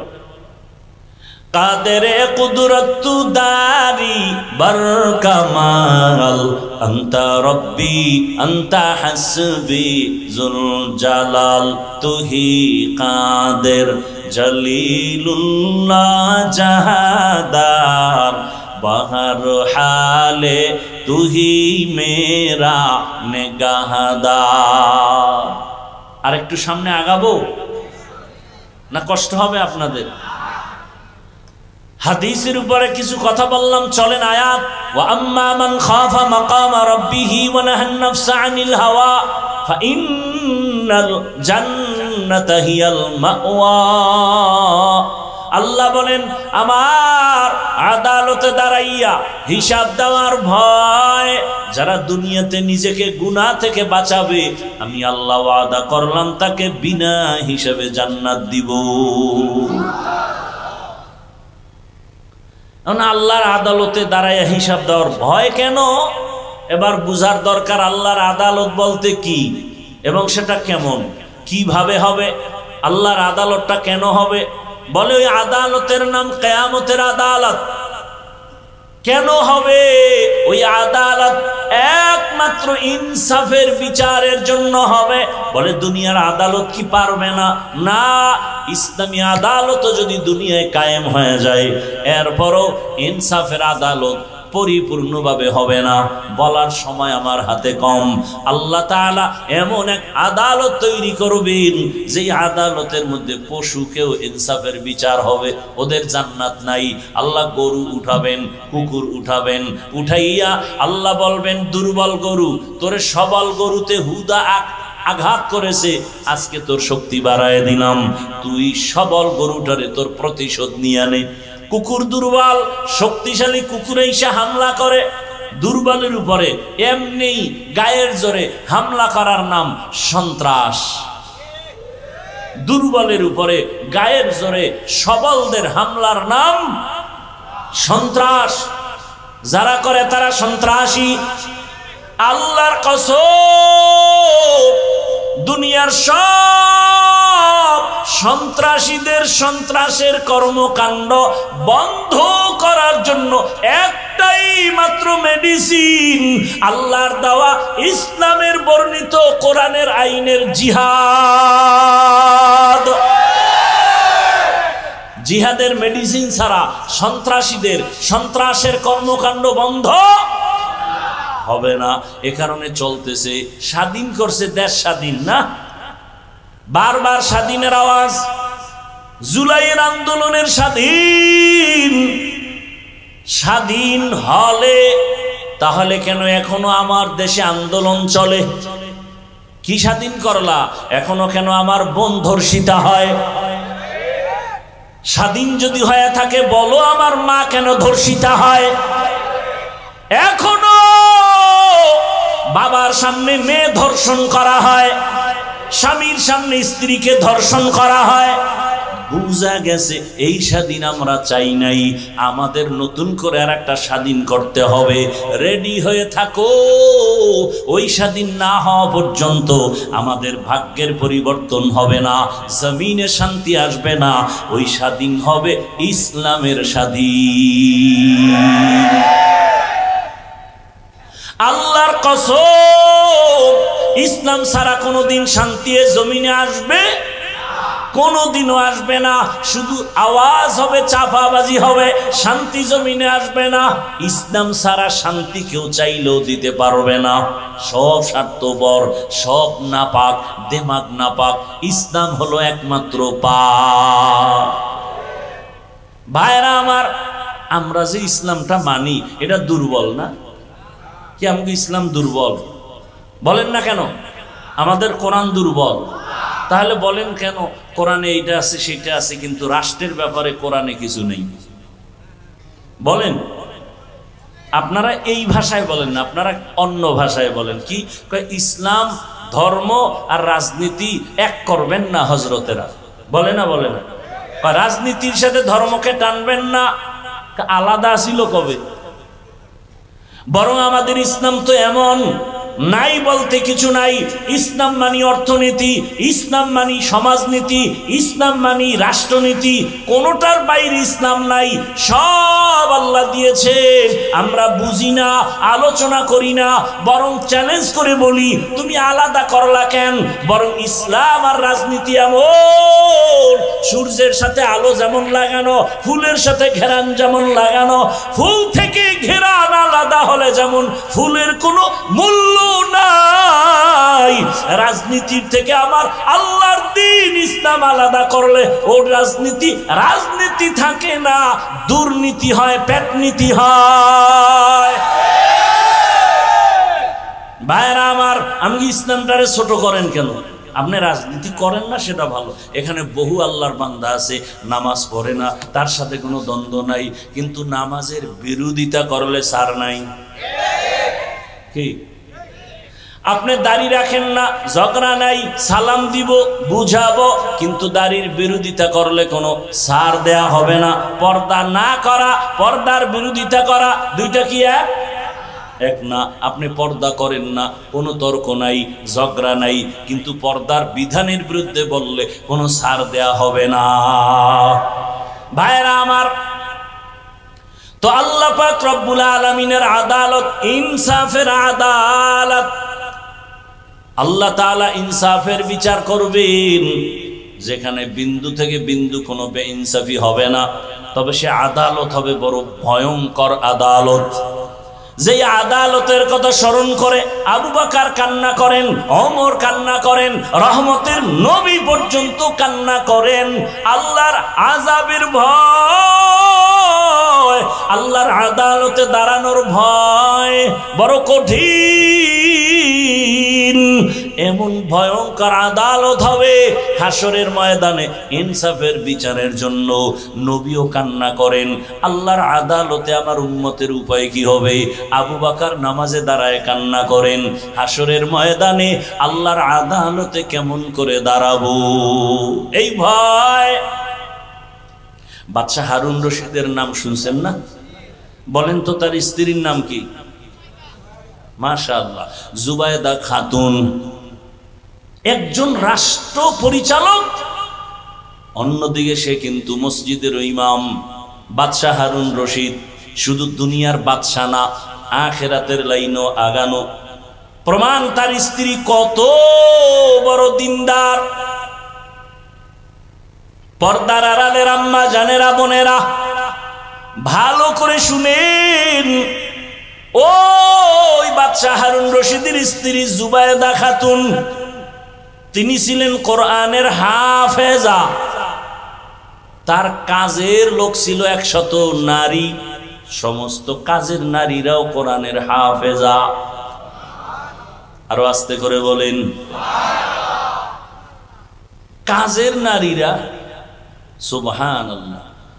জুবায়দা চিন্তা করলেন, আল্লাহ আমাকে নেয়ামত দিছেন, আরে এত বড় বাদশাহ হারুন রশিদ, তার ঘরের স্ত্রী জুবায়দার পাওয়ার কত? এরপর আল্লাহর কি ভয়। हर के दारत खौफ हकदार दिल मदम जन्नतुल मअवा देहत उ रामकाम। आराम करते से कमिशनार हইলে আরে পাওয়া পুরো উল্টায় ফেলায় জমিনদার, ঠিক নি? আমরা উত্তরবঙ্গে মাঝে মাঝে দেখি ওয়াজের স্টেজে বক্তব্য, মহিলা কি কমিশনার না মেম্বার কোরআনের প্যান্ডেলে বক্তব্য দেয় জাতির সামনে। এটা কি রাজনীতির প্যান্ডেল? বলেন, সহজ কথা বলেন, আমাদের ওয়াজের প্যান্ডেল এগুলো কি রাজনীতির স্টেজ? তো রাজনীতির বক্তাদের নাম কেন আর বক্তব্য কেন? ওয়াজের প্যান্ডেলে যদি রাজনীতির নেতা বক্তব্য দিয়ে ভোট চায়, তাহলে আলেম ওলামা কোরআন হাতে নিয়ে রাজনীতির ওয়াজ করবে কঠিন ভাবে। নিজের বেলায় কুরু কুরু, আমগো বেলায় মাকরু, বদমাস। আল্লাহ হেদায়াত দান করুন। কয় ভাই আপনার দাওয়াত, আলহামদুলিল্লাহ। কয় আপনার বাড়ি? কয় নাউজুবিল্লাহ। মসজিদে ঢুইকা ভোট চায়, আর ইমাম সাহেব যদি ইসলামের লাইনে কোনো দল করে তাই উপরে বিপদ। এটা কোন স্বৈরাচারী আচরণ? আবার জীবন ভর ডাউলের ভানি আটার রুটি খাইয়া কোরআন হাদিস শিখলাম, কষ্ট করলাম। কি পরিমাণ কষ্টের কোনো ভাষা নাই। এত পরিমাণ কষ্ট করছি। কোরআন হাদিসের কি আছে, কয়টা আয়াত, কয়টা অক্ষর, কয়টা নক্তা, কয়টা জের, কয়টা জবর, কোরআনের বিধান কিরকম, কি কি আল্লাহ পাক এই মাসআলা বয়ান করছেন, বিধান কিভাবে দিয়েছেন, কোন বিধান কিভাবে অবতীর্ণ হয়েছে, এর মেয়াদ কি, কোন আয়াতের হুকুম এখনো জারি আছে, কোন আয়াতের হুকুম জারি নাই। আল্লাহ পাক রব্বুল আলামিন পরিবারের কি কি আয়াত দিছেন, সংসারের আয়াতগুলো কি কি, জাকাতের উপরে, অর্থনীতির উপরে আয়াতগুলো কি কি, সবগুলো ঘেটে ঘেটে তাফসিরের লাইনে, ফিকহের লাইনে, মাসআলাগত গ্রামারের লাইনে পড়তে পড়তে পড়তে পড়তে ওলামায়ে কেরাম জীবন শেষ। মানুষকে বয়ানে বসলেই একটা বেয়াদব, বেনামাজি, সুদখোর, সে এসে ডিরেকশন দেয়, বয়ানটা এমন করেন। এ সোজা হয়ে যেত। আপনারা যদি আবার পাবলিক দাঁড়ায় কইতেন হুজুরের সাথে বেয়াদবি চলবে না, একটা আওয়াজ দিতেন সব বেয়াদব সাইজ হয়ে যেত। আলেম কোরআন হাদিসের বয়ান করবে, এখানে ডিরেকশন কি আবার? আর কি সুন্দর বক্তব্য। হুজুর গো ওয়াজ শুনলে হবে না, আমল করতে হবে। কি সুন্দর বক্তব্য দেয়। তো আপনারা তখন দাঁড়ায় যদি কন আপনার দাড়ি নেই কেন? আল্লাহ হেদায়াত দান করুন। আসলে লোভে ধ্বংস। রাসূল বলেছেন হুব্বুদ দুনিয়া রাসু কুল্লি খাতিয়া, দুনিয়া সব ধ্বংসের কারণ দুনিয়ার লোভ। যৌবনের লোভ, ক্ষমতার চেয়ারের লোভ, টাকার লোভ আর সম্পদের লোভ। এই তিন লোভে পইরা মানুষ শেষ।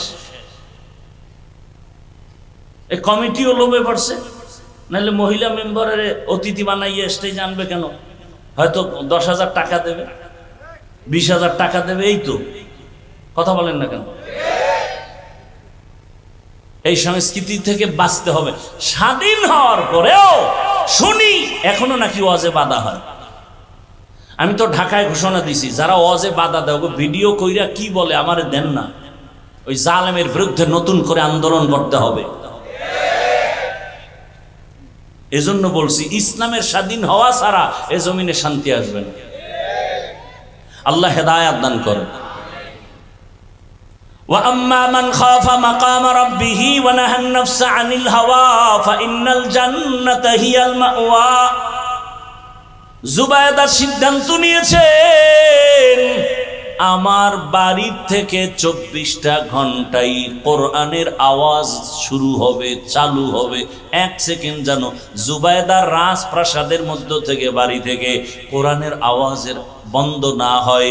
জুবায়দা সিদ্ধান্ত নিয়া পরামর্শ করে ফাইনাল করে ফেললেন কাজের নারীদের বলে তুমি একটু তেলাওয়াত করবা, তারপরে কাজে যাও, এরপরে আরেকজন তেলাওয়াতে বসো, সে কাজে যাও, আরেকজন বসবে, আরেকজন এভাবে সিরিয়ালে তেলাওয়াত চলতে থাকবে।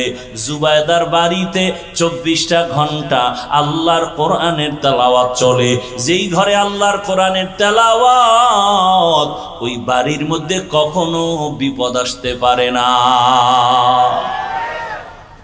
মুসলমানের ঘরে কোরআন নাই, কোন কি সাইড জিল কোরআন শরীফ আমার ঘরে, কিন্তু 20 বছর হয়ে গেল একবারও খুইলা দেখে না ভেতরে কি লেখা। কেমন সুন্দর আমার মাওলার কালাম, যেই কালাম দেখলেই কলিজা ঠান্ডা হয়ে যায়, কেমন যেন আমার আল্লাহ চুম্বুক লাগায় দিছে। এই কোরআনের আওয়াজটা শুনলে কেমন যেন চোখের পানি বের হয়ে যায়। কথা ঠিক নেই? ও আমার যুবক বাবারা, খালি গান শুনছো? আল্লাহর কসম, মোবাইলটা যেহেতু চালাবি, জিব্রাইল মানা করলেও ফিরবি না। তবে আমার দাবি হলো, তোর আকাম টাকাম যখন শেষ হবে, তখন তুই 4-5 মিনিটের জন্য মক্কা মদিনার তেলাওয়াত চালু কর। মক্কা মদিনার তেলাওয়াত চালু কইরা মোবাইলটা পাশে রাইখা চুপ করে শুয়া থাক, ঘুমায় যা শুনতে শুনতে। এক সময় তোর অন্তর এমন হবে, চোখ দিয়ে পানি বের হয়ে যাবে, তুই নিজেই বলবি আল্লাহর কোরআনের তেলাওয়াতের মতো মজার আওয়াজ নাই, আর কখনো গানের আওয়াজ কানে দিব না। আল্লাহর কোরআন তো এমন এক মজার তেলাওয়াতের কিতাব।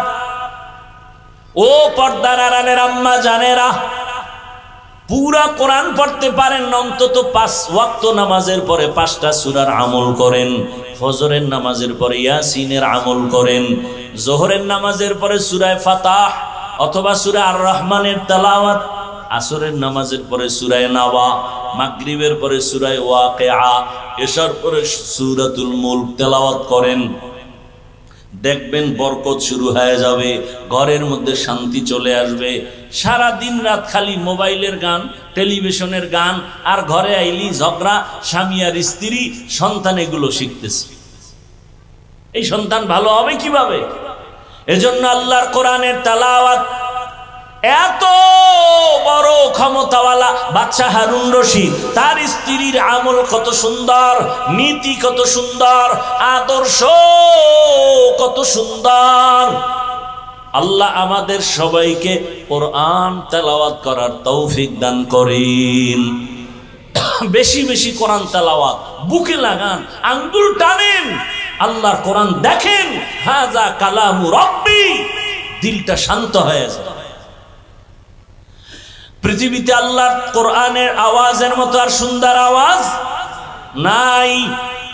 এই জুবায়দা একদিন স্বপ্ন দেখতেছে বাইতুল্লাহর সামনে সে দাঁড়ানো। কোথায় দাঁড়ানো? বাইতুল্লাহর সামনে দাঁড়ানো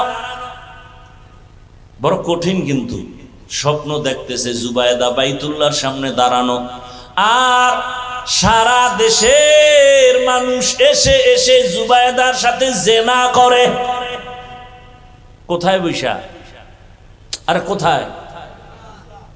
বাইতুল্লাহ কত দামি একটা ঘর। ইন্না আউয়ালা বাইতিন উযিআ লিন-নাস লাল্লাযী বিবাক্কাতা মুবারাকান ওয়া হুদা মুবারাকান ওয়া হুদাল লিল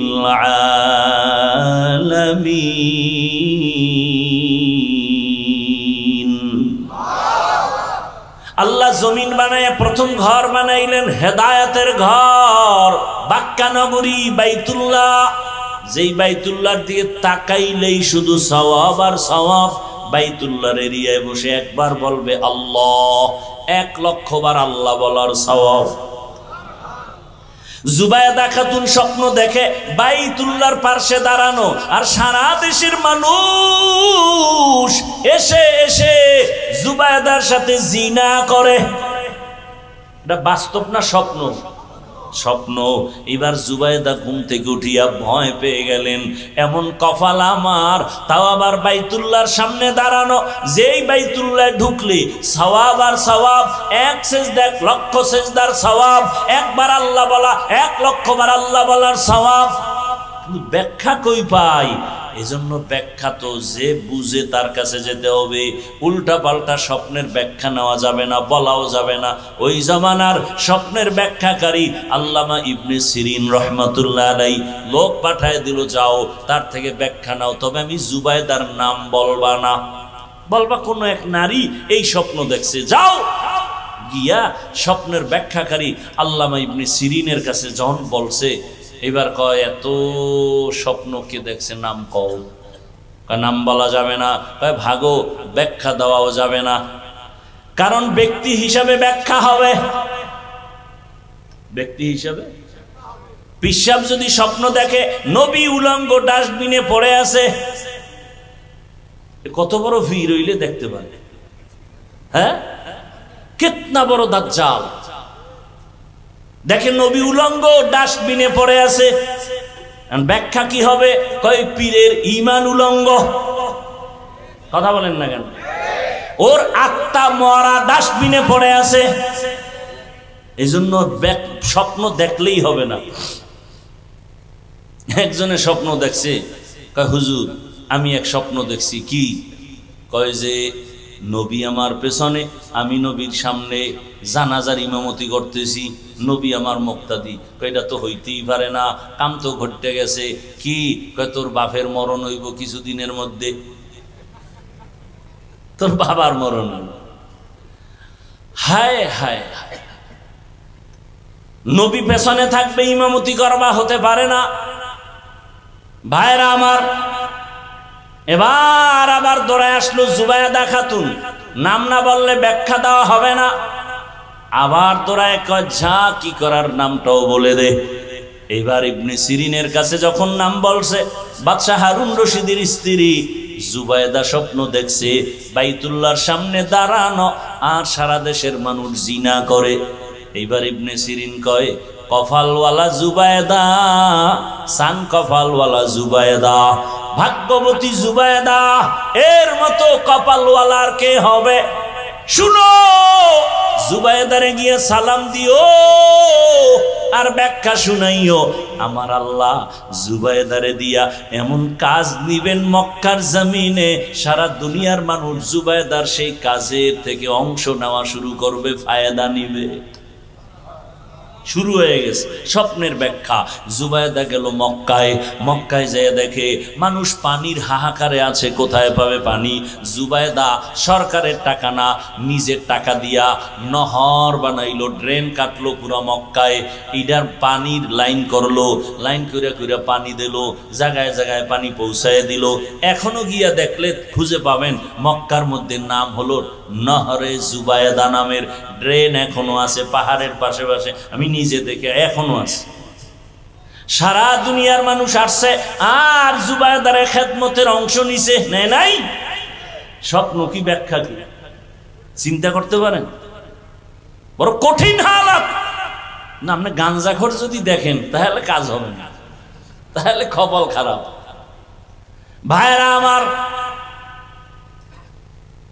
সেই স্ত্রী জুবাইদা, তার স্বামী বাদশাহ হারুন রশিদ কত বড় আল্লাহর ওলি। আমি আমার আয়াতের উপরে ঘটনাটা টানতেছি, আর একটু সামনে আগাবো। বাদশাহ হারুন রশিদ সে আবার বড় আল্লাহওয়ালা। একদিন ওজিরে আজম নিয়ে রাস্তা দিয়া যায়, দুপুর বেলা দেখে রাস্তার পাশে এক বুড়া ফলের গাছ লাগাইতেছে। জি, এই বাদশাহ হারুন রশিদ, এই বুড়া তোমার বয়স কত? কয় মরণের কাছাকাছি। কয় তুমি কষ্ট করে কি করো? কয় ফলের গাছ লাগাই। ফল হবে কবে? কয় জানে কে? কত কষ্ট করো কেন? কয় বাদশাহ আমগো বাপ দাদায় গাছ রোপণ করেছে, ফল হয়েছে, আমরা খেয়েছি, এটাই তো নিয়ম। আমরা আবার গাছ লাগায় যাবো, আমগো প্রজন্ম যারা ওরা গাছের ফল নিবে। বাদশাহ কয় এত সুন্দর একটা জবাব দিছে, 1000 দিনার তারে পুরস্কার দিছে। বুড়াও সেই বুড়া, এমন বুড়া হয় কয় মানুষে গাছ লাগায় ফল পায় 1 বছর পর, আর আমি লাগাইতে না লাগাইতে নগদ ফল পেয়ে গেলাম। জাগাত নগদ ফল পাইছি 1000। বাদশাহ খুশি হয়ে কয় নে আরো 1000 দিন। বুড়া খুশি লাভ দিয়া কয় মানুষ গাছ লাগায় বছরে ফল পায় 1 বার, আমি নগদ পাইছি 2 বার। উজিরে কয় হেন আর থা যাবে, এই বুড়া আপনার ফকির বানাইবে, তাড়াতাড়ি ভাগেন। বুড়া বড় বুদ্ধিমান, যোগ্যতার বড় দাম নাই, অভিজ্ঞতার বড় দাম। কত সন্তান যোগ্যতার লেখাপড়া নিয়ে মূর্খ বাবারে পছন্দ করে না, তাই বুড়া টুরার কোনো কাম নাই, বরং মুরব্বী সারা সমাজ বড় অন্ধকার। তাদের অভিজ্ঞতা অনেক দামি, তোমার যোগ্যতার কোনো ভ্যালু তাদের সামনে নাই। ভালো করে বুঝো।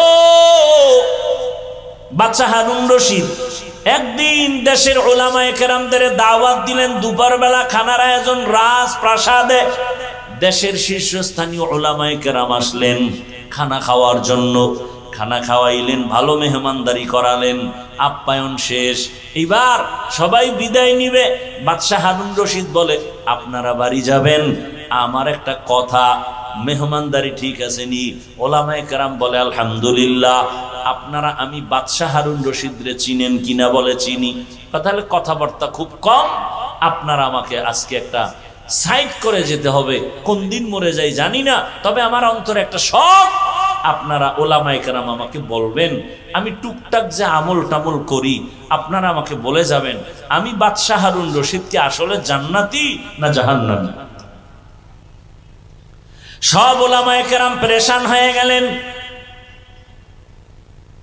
একজন একজন একজন একজন বলতে বলতে বলে আপনি জান্নাতি না জাহান্নামী তা বলা যাবে না, তবে এতটুকু বলা যেতে পারে ভালো কাজ করলে আপনি জান্নাতের পথে আছেন, খারাপ কাজ করলে আপনি জাহান্নামের পথে আছেন। জান্নাতি বলা যাবে যাবে না, জাহান্নামী বলা যাবে না। বাদশাহ মজাক করে বললেন তো খাওয়াইয়া লাভ হইল কি হুজুর গো, একটা সাইড আমারে করতে না পারলে ঠিক আছে, আপনারা চলে যান, দোয়া করবেন। ওলামায়ে কেরাম বিদায় নিবেন। এই সময় মজলিসের পেছনে একটা বালক দাঁড়ায় গেল, অল্প বয়সের 9 বছরের বালক দাঁড়ায় গেল। দাঁড়ায় বলে বাদশাহ জাহাপনা, আপনি যদি অনুমতি দেন জবাবটা আমি দিতে পারবো। আলেমদের মাথা গরম, আরে আমরা পারি না, আর এই অল্প বয়সের বাচ্চা কেমনে জবাব দিবে? বালকের ডাকা হলো, আসো। বাদশার সামনে দাঁড়ায় বলে প্রশ্নটা কি? বলে আমি জান্নাতি না জাহান্নামী? বলে উত্তর দিবেন আপনি না আমি? কয় তুমি। তাহলে যেহেতু কিছু সময়ের জন্য আমি উত্তর দিব, বলেন প্রশ্ন করার থেকে উত্তর দেনেওয়ালার মর্যাদা কম না বেশি? বলে বেশি। তাহলে বেয়াদবি মাফ করে সিংহাসন থেকে আপনি নিচে আসেন, আমাকে জবাব দেওয়া পর্যন্ত সিংহাসনে বসায়া দেন। বাদশা হারুন রশিদ তো দুনিয়াদার না, জালেম না। ওলামায়ে কেরামের সামনে বলে ঠিক আছে আমি নিচে নামলাম, তুমি আসো সিংহাসনে বসে জবাব দাও। এইবার বালক সিংহাসনে বসিয়া জবাব দেওয়ার আগে বলে মাওলার এলেম যার কাছে আছে তার সম্মান তো এমনই হয়। কোরআন ও হাদিসের এলেম যাদের কাছে আছে তাদের সম্মান এমনই হয়। ইলমেরা এজাজ করদন বেহিসাব, খলকেরা দাদন জবাবে বাসওয়াব, হক না দারদ দোস্তে খলকা জারেরা, নিস্তে ই খসলত একে দিনদারেরা। বালক বলে ইলম থাকলে তো সম্মান এমনই হয়। তাকাইয়া দেখো একটা ছোট বাচ্চা কোরআনের হাফেজ, কত সম্মান। নামাজের ইমামতি তারাবিতে দাঁড়ায় গেছে, কোটিপতি পেছনে তার কথায় উঠে আর বসে। সম্মানকে দিছেন। হ্যাঁ, এক সম্মান আমার আল্লাহ দেয়, আর এক সম্মান আমগো সোনার বাংলায় টাকায় পাওয়া যায়, পাইব না? আপনারাও হাদিয়া খাওয়ার জন্য বসে আছেন ভোটের আগের রাত, তাহাজ্জুদের সময়, বরকতের টাইম, টাকার বস্তা চলে আসবে আর বলবেন খোদার কসম ভোট তো তোমারই দিমু। এক ভোট 6 জায়গায় বেইছে, টাকা খায় 6 জায়গা থেকে। কেমন হারামখোর। আর এ কয় হুজুর গো দোয়া কবুল হয় না। চিন্তা করছেন?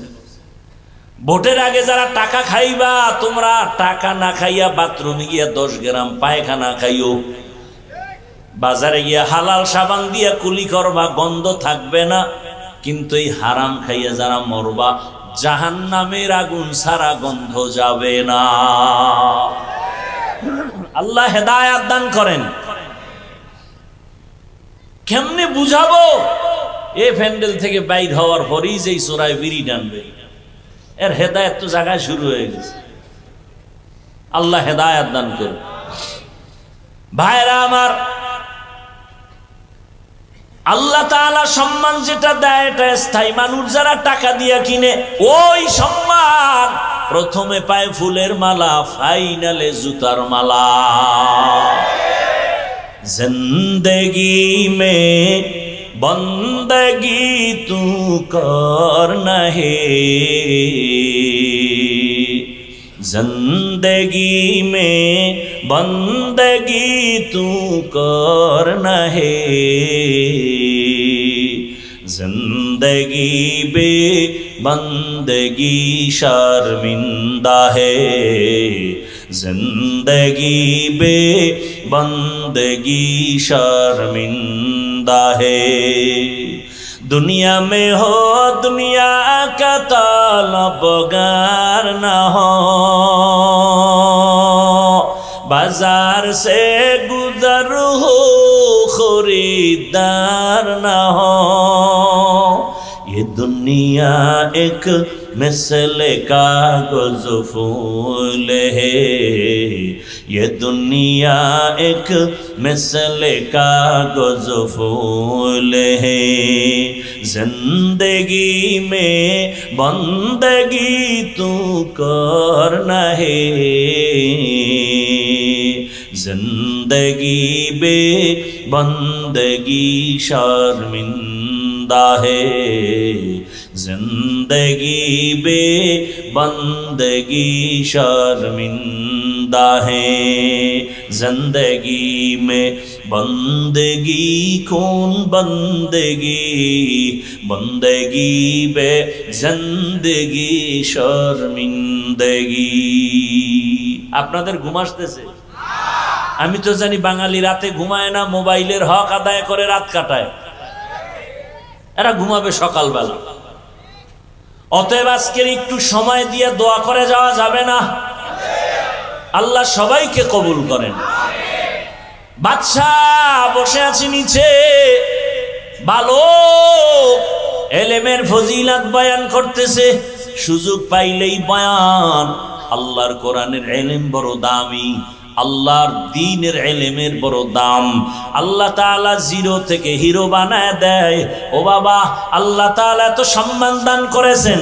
ও বাড়িওয়ালা বাড়ি পড়ে আছে, বাড়িওয়ালা নাই। আজকে বাড়ি বানাইও আরামে ঘুমানোর কোনো সুযোগ নাই। আল্লাহ তাআলা কত মানুষ পেরেশানিতে, টাকা আছে, বাড়ি আছে, শান্তি নাই। কিন্তু যাদের কাছে আল্লাহর দ্বীন আছে, এদের টাকা নাই, বাড়ি নাই, কিন্তু শান্তির কোনো অভাব নাই। এ শান্তি কে দিছেন? ইলমের বদৌলতে দান করেছেন।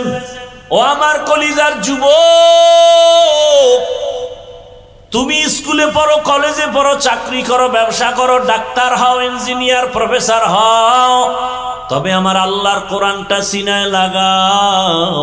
আল্লাহর কোরআন লাগায় দেখবা তুমি স্কুলে পড়লেও সম্মান বেড়ে যাবে। আমাদের সমাজে বহু ডাক্তার আছে, 5 ওয়াক্ত নামাজি নাই। তাহলে কেন বলবো ডাক্তার হওয়া খারাপ? ইঞ্জিনিয়ার হয়েও 5 বেলার নামাজ পড়ে, উলামায়ে কেরামের সাথে কলিজার সাথে সম্পর্ক। তাহলে আমি কেন বলবো ইঞ্জিনিয়ার হওয়া খারাপ? ভাইরা আমার, ইলমের ফজিলত বড় দামি।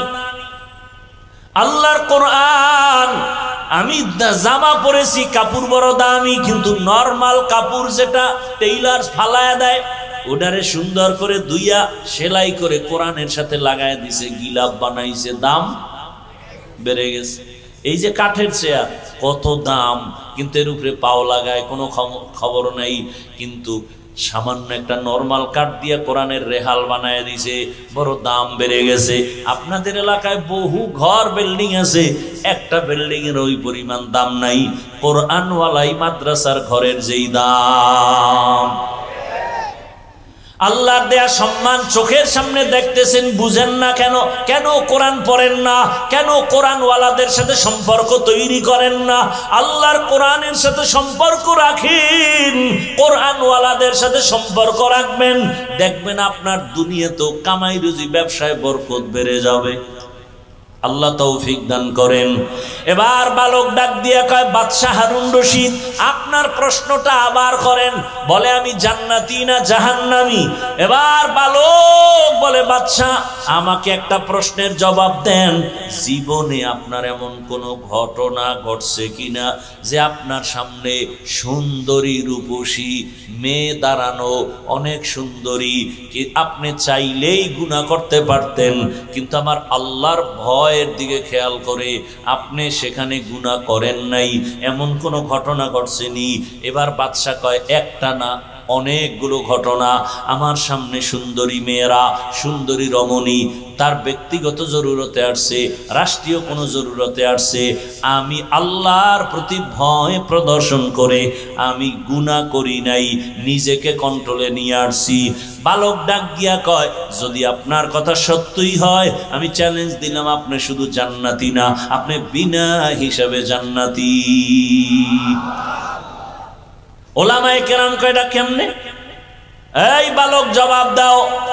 বালক ডাক দিয়ে বলে, আমার বাবার কথা না, দাদার কথা না, মন গড়া কথা না, আল্লাহর কোরআন হলো দলিল। বলে, আল্লাহর কোরআন দলিল মানি দাও।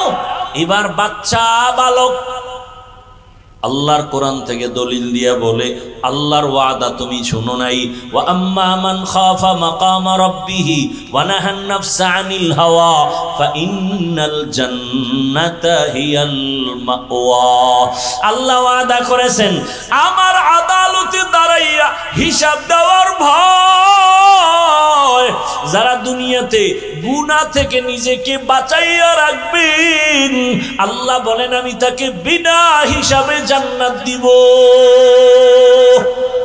हर के दारद खौफे हकदार दिल मदम जन्नतुल मअवा देहद राम काम बखा कुरआ कलामुल्लाह बशनो कदीमास्ती कदीमास्ती नईनो।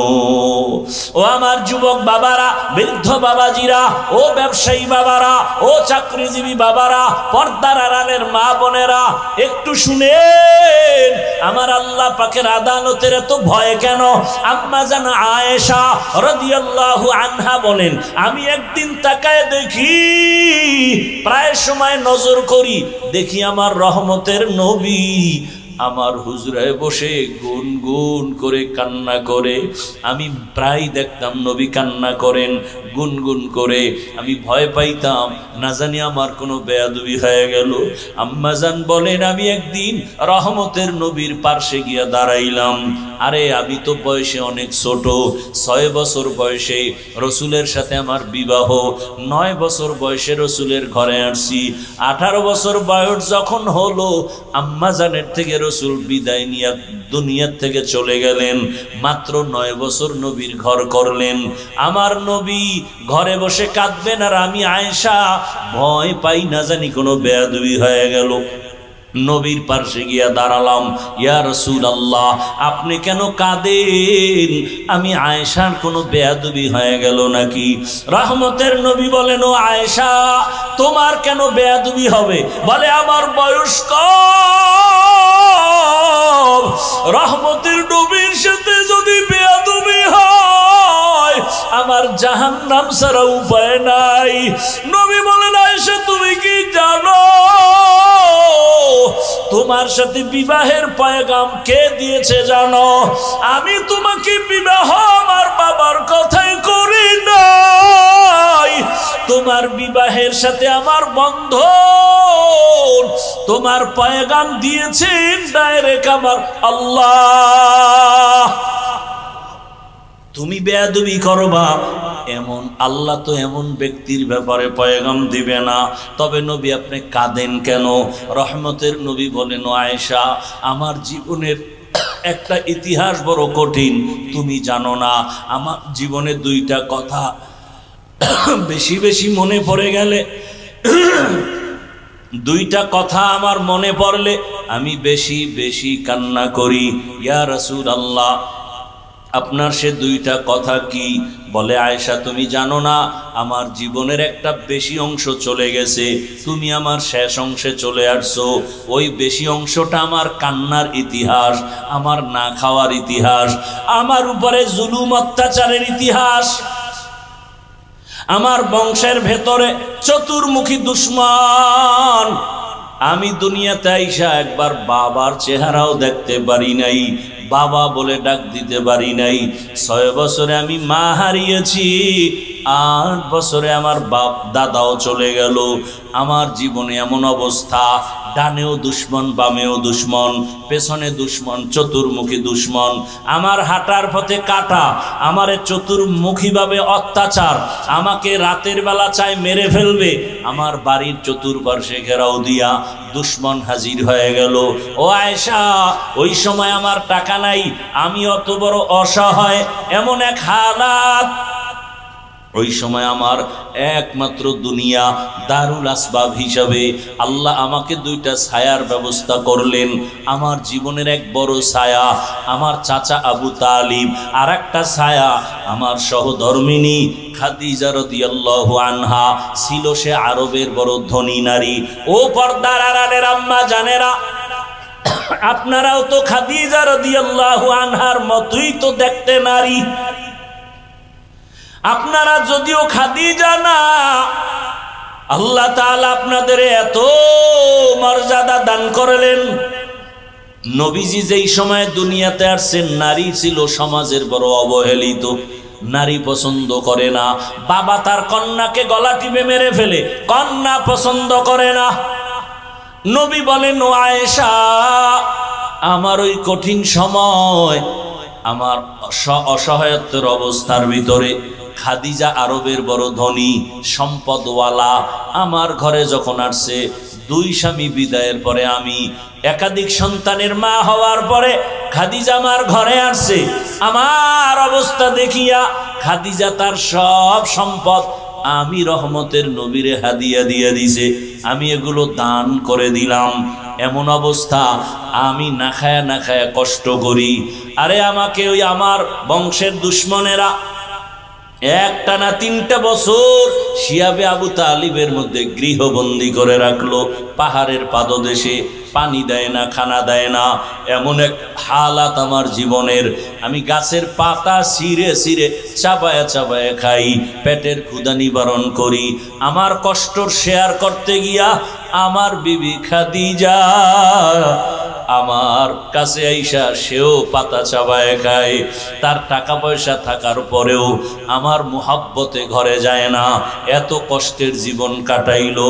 আমি হেরা গুহার ভেতরে সপ্তাহ ধ্যানে কাটাইতাম, মাঝে মাঝে নাস্তা নিয়ে যাইতাম, মাঝে মাঝে নাস্তা শেষ আমি ঘরে আসি না, আমি আমার মাওলার মুহাব্বতের বন্ধনে সাধনা করি। আমার বিবি খাদিজা মহিলা হইয়া ওই পাহাড় বেয়ে উপরে উঠিয়া আমার হেরা গুহার মধ্যে নাস্তা নিয়ে যাইতো। আমি কালেমার দাওয়াত দিতে যাই, আমি রাতের যত গভীর হোক ঘরের কিনারা আইসা সালাম দিতাম, আসসালামু আলাইকুম ইয়া আহলাল বাইত। সাথে সাথে ঘরের ভেতর থেকে আওয়াজ, লাব্বাইক ওয়া সাদাইকা ইয়া রাসূলুল্লাহ। আমি আশ্চর্য হয়ে যাইতাম, ও খাদিজা আপনি কি ঘুমান না? খাদিজা বলেন, ইয়া রাসূলুল্লাহ আমি জানি আপনার মা নাই, বাবাও নাই, আপনার চতুর্মুখী দুশ্মন। আজকে যদি আপনার মা থাকতেন, আপনাকে বাহিরে রেখে মা ঘুমাইতে পারতেন না। আমি খাদিজা বড় ভাই, দুইজন স্বামী বিদায়ের পরে আপনার ঘরে আসলাম, একাধিক সন্তানের মা হয়ে আসছি। রহমতের নবী, আমি যদি ঘুমায়া যাই আর আপনি দরওয়াজায় এসে যদি কষ্ট পান, আর জাহান্নাম ছাড়া কোনো পথ নাই। আমি নবী, আপনি যতক্ষণ আসেন না আমি দাঁড়ায় অপেক্ষা করি, 1 সেকেন্ডের জন্য আমি বিছানায় ঘুম যাই না। ও আয়েশা, এত কষ্টের জীবন, ওই খাদিজা আমার চতুর্মুখী সহযোগিতার জন্য দাঁড়ানো, আমার জীবনের সান্ত্বনার একমাত্র পাত্রী খাদিজা। যখন আমার হাতে কেউ কালেমা পড়ে না, ঈমান আনে না, আমার প্রথম ঈমানওয়ালা কালেমাওয়ালা আমার হাতে প্রথম ব্যক্তি আমার খাদিজা।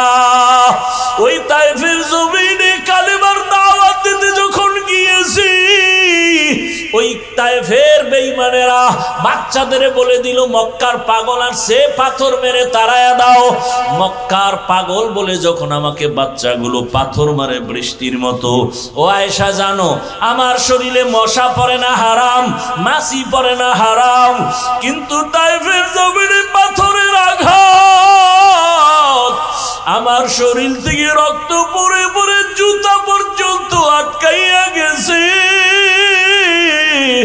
আমি কান্না করি আর 1 কদম 2 কদম দিয়া মক্কার দিকে হাঁটি, আর ওই কাফের সন্তানগুলো আমার গায়ে পাথর মারে বৃষ্টির মতো। জিব্রাইল আমিন এসে হাজির হয়ে গেল। আল্লাহ জানায় দিছে, আমার রসুলের কান্না আমি আল্লাহ বরদাস্ত করতে পারি না। নবীকে বলো এখন তায়েফের জমিন উল্টায় ধ্বংস করে দাও। কেমন মায়ার নবী!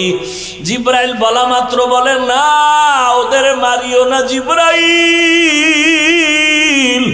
ওরা আমাকে চিনে না, যদি জানতো আমার গায়ে আঘাত করতো না। ওরা জানেন আমি কত বড় ইয়তীম, ওরা জানেন আমি কত বড় অসহায়। আমি মা হারাইলাম, বাপ হারাইলাম, আমার আপন আল্লাহ ছাড়া কেউ নাই। খাদিজা আমার হাজারো কষ্টের সান্ত্বনা দিত। ও আয়েশা, ওই খাদিজার কথা যখন মনে পড়ে আমি তখন চোখের পানি ধরে রাখতে পারি না। আম্মা জান বলেন আর একটা কারণে কাঁদেন, সেটা কি? রহমতের নবী বলেন, ও আয়েশা, হাসরের মাঠের কথা যখন আমার মনে উঠে আমি চোখের পানি ধরে রাখতে পারি না। আয়েশা বলেন, ইয়া রাসূলুল্লাহ, হাসরের ময়দান এমন ভয়ঙ্কর কি হবে যে আপনি এখনই কান্না করেন? রহমতের নবী বলেন, আয়েশা, হাসরের মাঠ হবে এই পুরা জমিন। ওই সময় আমার আল্লাহর আদালত কায়েম হবে, নারী পুরুষ সব উলঙ্গ হাসরের মাঠে দাঁড়াবে। আম্মা জান বলেন, লজ্জা কি কেউ করবে না? আল্লাহর নবী বলেন, ও আয়েশা, হাসরের ময়দান এত পরিমাণ কঠিন হবে কেউ কারো দিকে তাকানোর পর্যন্ত হুঁশ হবে না। সূর্য নিচে চলে আসবে, সূর্যের গরম যখন শুরু হবে জমিনটা মাটির তামা হয়ে যাবে পুড়িয়া। অন্যদিকে জাহান্নামের আওয়াজ, জাহান্নামের চিৎকার ডেকে ডেকে বলবে, ও আল্লাহ, বেনামাজি গুলো কই, গুনাহগার গুলো আমার পেটের মধ্যে দাও। আল্লাহ বলবে, না, জাহান্নাম অপেক্ষা কর, বিচার শেষ করিয়া নেই। নবী কান্না করে আর বলে, আয়েশা, জাহান্নামের আওয়াজের ভয়ে হাসরের ময়দানটা থরথর করে কেঁপে উঠবে। অন্যদিকে আমার মাওলাও বেজার, আল্লাহ রাগ হয়ে একটা আওয়াজ দিবেন, কুদরতি আওয়াজ, লিমানিল মুলকুল ইয়াউম লিল্লাহিল ওয়াহিদিল কাহ্হার। আল্লাহ তাআলার কুদরতি আওয়াজে হাসরের মাঠ থরথর করে কাঁপা শুরু হয়ে যাবে। এমন অবস্থা হবে কেউ কারো পরিচয় দিবে না। এই অবস্থা দেখিয়া নবীদের চোখেও পানি। আদম নবীও সিজদায় পড়ে কাঁদবেন, মুসা নবী কান্না শুরু করবেন আর বলবেন, ও মালিক, আমার উপায় কি? সূর্যের গরম, জাহান্নামের গরম, আমার আল্লাহ বড় রাগ। এমন অবস্থায় নবী বলেন আয়েশা, ইব্রাহিম নবীও কান্না, নূহ নবীর কান্না, ঈসা নবীর কান্না, মূসা নবীর কান্না। আম্মা জান বলেন, নবী উম্মতের উপায় কি? আল্লাহর নবী বলেন, উম্মতেরা আদম নবীর কাছে যাবে, ফেরত চলে আসবে, মূসা নবীর কাছে যাবে, ফেরত চলে আসবে, সর্বশেষ এরা খুঁজবে আখিরি নবী কই, এরা আমাকে তালাশ করতে থাকবে। ও নবী, আপনি তখন কোথায় থাকবেন? নবী বলেন, আমি তখন আমার মাওলার সামনে মাকামে মাহমুদে। এমন অবস্থা দেখিয়া আমিও সেজদায় পড়ে যাব, কান্না শুরু করব। মূসা নবীর কান্না নিজের চিন্তা, ঈসা নবীর কান্না নিজের চিন্তা, ইব্রাহিম নবীর কান্না নিজের চিন্তা, আর আমি সেজদায় পড়ে কান্না করব। একবারও আমি আমার চিন্তা করব না, আমি বারবার বলবো, আল্লাহ আমার উম্মত, আমার উম্মত, আয় আল্লাহ একটা উম্মত যেন জাহান্নামে না যায়, জাহান্নামের ফিরাও। আমার উম্মত জাহান্নামে গেলে আমি জান্নাতে যাব না। ও মোহনগঞ্জের নবীর আশিক, আমার নবীর সুন্নত কেমনে জবাই করো? ও যুবক বাবা, তোমার মতো কত যুবক র্যাব, আর্মি, পুলিশ, বিডিআরের চাকরি করে, নামাজ ছাড়ে না। দেখো তোমার মতো যুবক স্কুল কলেজে পড়ে, নামাজ ছাড়ে না, ডাক্তার, প্রফেসর, ইঞ্জিনিয়ার, নামাজ ছাড়ে না। বলো বাবা, তোমার কপাল কেন খারাপ? আমার নবীর মায়া কি তোমার অন্তরে আসবে না? কেন তুমি দাড়ি কাটো, নামাজ ছাড়ো? আমার মাওলার আদালতের ভয় কি নাই? ও পর্দার আড়ালের মা বোনেরা, কয়দিন দুনিয়াতে বাঁচবেন? আপনার মতো কত মা এখনো আছে বেপর্দায়, চলে না, নামাজ ছাড়ে না, মোবাইলে সময় নষ্ট করে না। আম্মা জানেরা, বোনেরা, আপনারা কেন পারবেন না? এখনো সময় আছে, আল্লাহর কাছে তওবা করেন।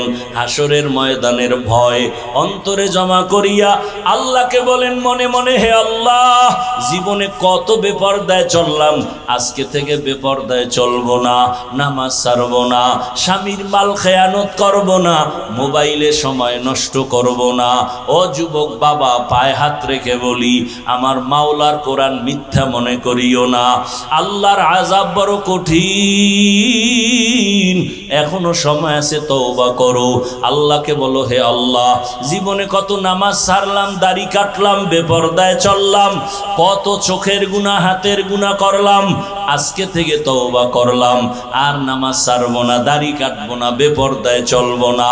মা বাবার দোয়া নিয়া, শিক্ষকের দোয়া নিয়া, ওলামায়ে কেরামের পরামর্শ নিয়া, মায়ার নবীর আদর্শ মেনে জীবনটা চালাবো। ও আল্লাহর বান্দারা, তওবা করো। মায়ার নবী যদি কাঁদেন, উম্মতের চিন্তায় কাঁদেন। ও নবীর আশিক, আল্লাহর নবী বলেন, ও আয়েশা, আমার কান্না দেখা সাথে সাথে আমার আল্লাহ বলবেন, রহমতের নবী, আপনি মাথা উঁচু করেন, আপনি কান্না করিয়েন না, আপনার উম্মতগুলো ধরে ধরে বাছাই করে করে জান্নাতের দিকে নিয়ে যান। আম্মা জানকে নবী বলেন, আমি মাথা উঁচু করিয়া আমার উম্মতগুলো ধরে ধরে জান্নাতের পথের দিকে নেওয়া শুরু করব। নবীকে প্রশ্ন করেন আম্মা জান, ইয়া রাসূলুল্লাহ, কোটি কোটি কোটি মানুষের ভেতরে মুসা নবীর উম্মত, ঈসা নবীর উম্মত, ইব্রাহিম নবীর উম্মত, আপনার উম্মতগুলো কিভাবে চিনবেন? নবী বলেন, ও আয়েশা, আরে যারা আমার উম্মত আসল দুনিয়াতে 5 ওয়াক্ত নামাজ আদায় করেছে ওযু বানাইয়া, হাসরের ময়দানে ওযুর জায়গাগুলো নূরের আলোতে ঝলমল করতে থাকবে। আমি ধরে ধরে হাউজে কাউসারের কিনারায় নিয়া আমি নিজে পেয়ালা ভরে ভরে আমার মোহাব্বতের উম্মতের হাউজে কাউসারের শরবত দিব, আমার উম্মত পান করবে। ও আল্লাহর বান্দারা, ওই হাউজে কাউসারের পানি আমার মায়ার নবীর সুপারিশ যদি পেতে চাও, পায়ে হাত রেখে বলবো, এখনো সময় আছে, তওবা করো। ওরে জীবনের শখ মিটাইয়া, গুনাহ তো কম করো নাই, নামাজ তো কম ছাড়ো নাই, দাড়ি তো কম কাটো নাই, বেপরদায় আড্ডা তো কম দাও নাই, আর কত দেখো না, লাশ আর লাশ, পানির নিচে যুবকের লাশ, ঘরের বিছানায় যুবকের লাশ, গাড়ির নিচে যুবকের লাশ। তওবা করো খাঁটি অন্তরে। আর জীবন চলে গেল, নামাজ ছাড়বা না, বেপরদায় চলবা না, মা বাবার দোয়া নিয়া, ওলামায়ে কেরাম শিক্ষকদের পরামর্শ দোয়া নিয়া নবীর তরিকা মেনে চলবা। তওবা করার মতো যদি নিয়ত হয়, মুনাফিকি অন্তরে যদি না থাকে, খাঁটি তওবার নিয়ত যাদের আছে, দুটো হাত আল্লাহকে দেখাইয়া দাও। আয় আল্লাহ, হাতগুলো কবুল করে নেন, তওবা কবুল করে নেন, তওবার উপরে মজবুত হইয়া চলার মতো তৌফিক দান করেন, আমিন। আলহামদুলিল্লাহি রাব্বিল আলামিন, ওয়াসসালাতু ওয়াসসালামু আলা সাইয়্যিদিল আমবিয়াই ওয়াল মুরসালিন ওয়া আলা আলিহি ওয়া আসহাবিহি আজমাইন। ইয়া আরহামার রাহিমিন, ইয়া আরহামার রাহিমিন, ইয়া আরহামার রাহিমিন। রব্বিরহামহুমা কামা রব্বায়ানি সগীরা। আল্লাহুম্মা ইন্নাকা আফুউন কারীম তুহিব্বুল আফওয়া ফা'ফু আন্না। আল্লাহুম্মা ইন্না নাসআলুকা রিযাকা ওয়াল জান্নাহ ওয়া নাউযু বিকা মিন সাখাতিকা ওয়ান নার। আল্লাহুম্মা ইন্না নাউযু বিকা মিনাল বারাসি ওয়াল জুনুনি ওয়াল জুযামি ওয়া সাইয়্যিল আসকাম। اللهم ارحمني بترك المعاصي، اللهم ارحمني بترك المعاصي، اللهم ارحمني بترك المعاصي، اللهم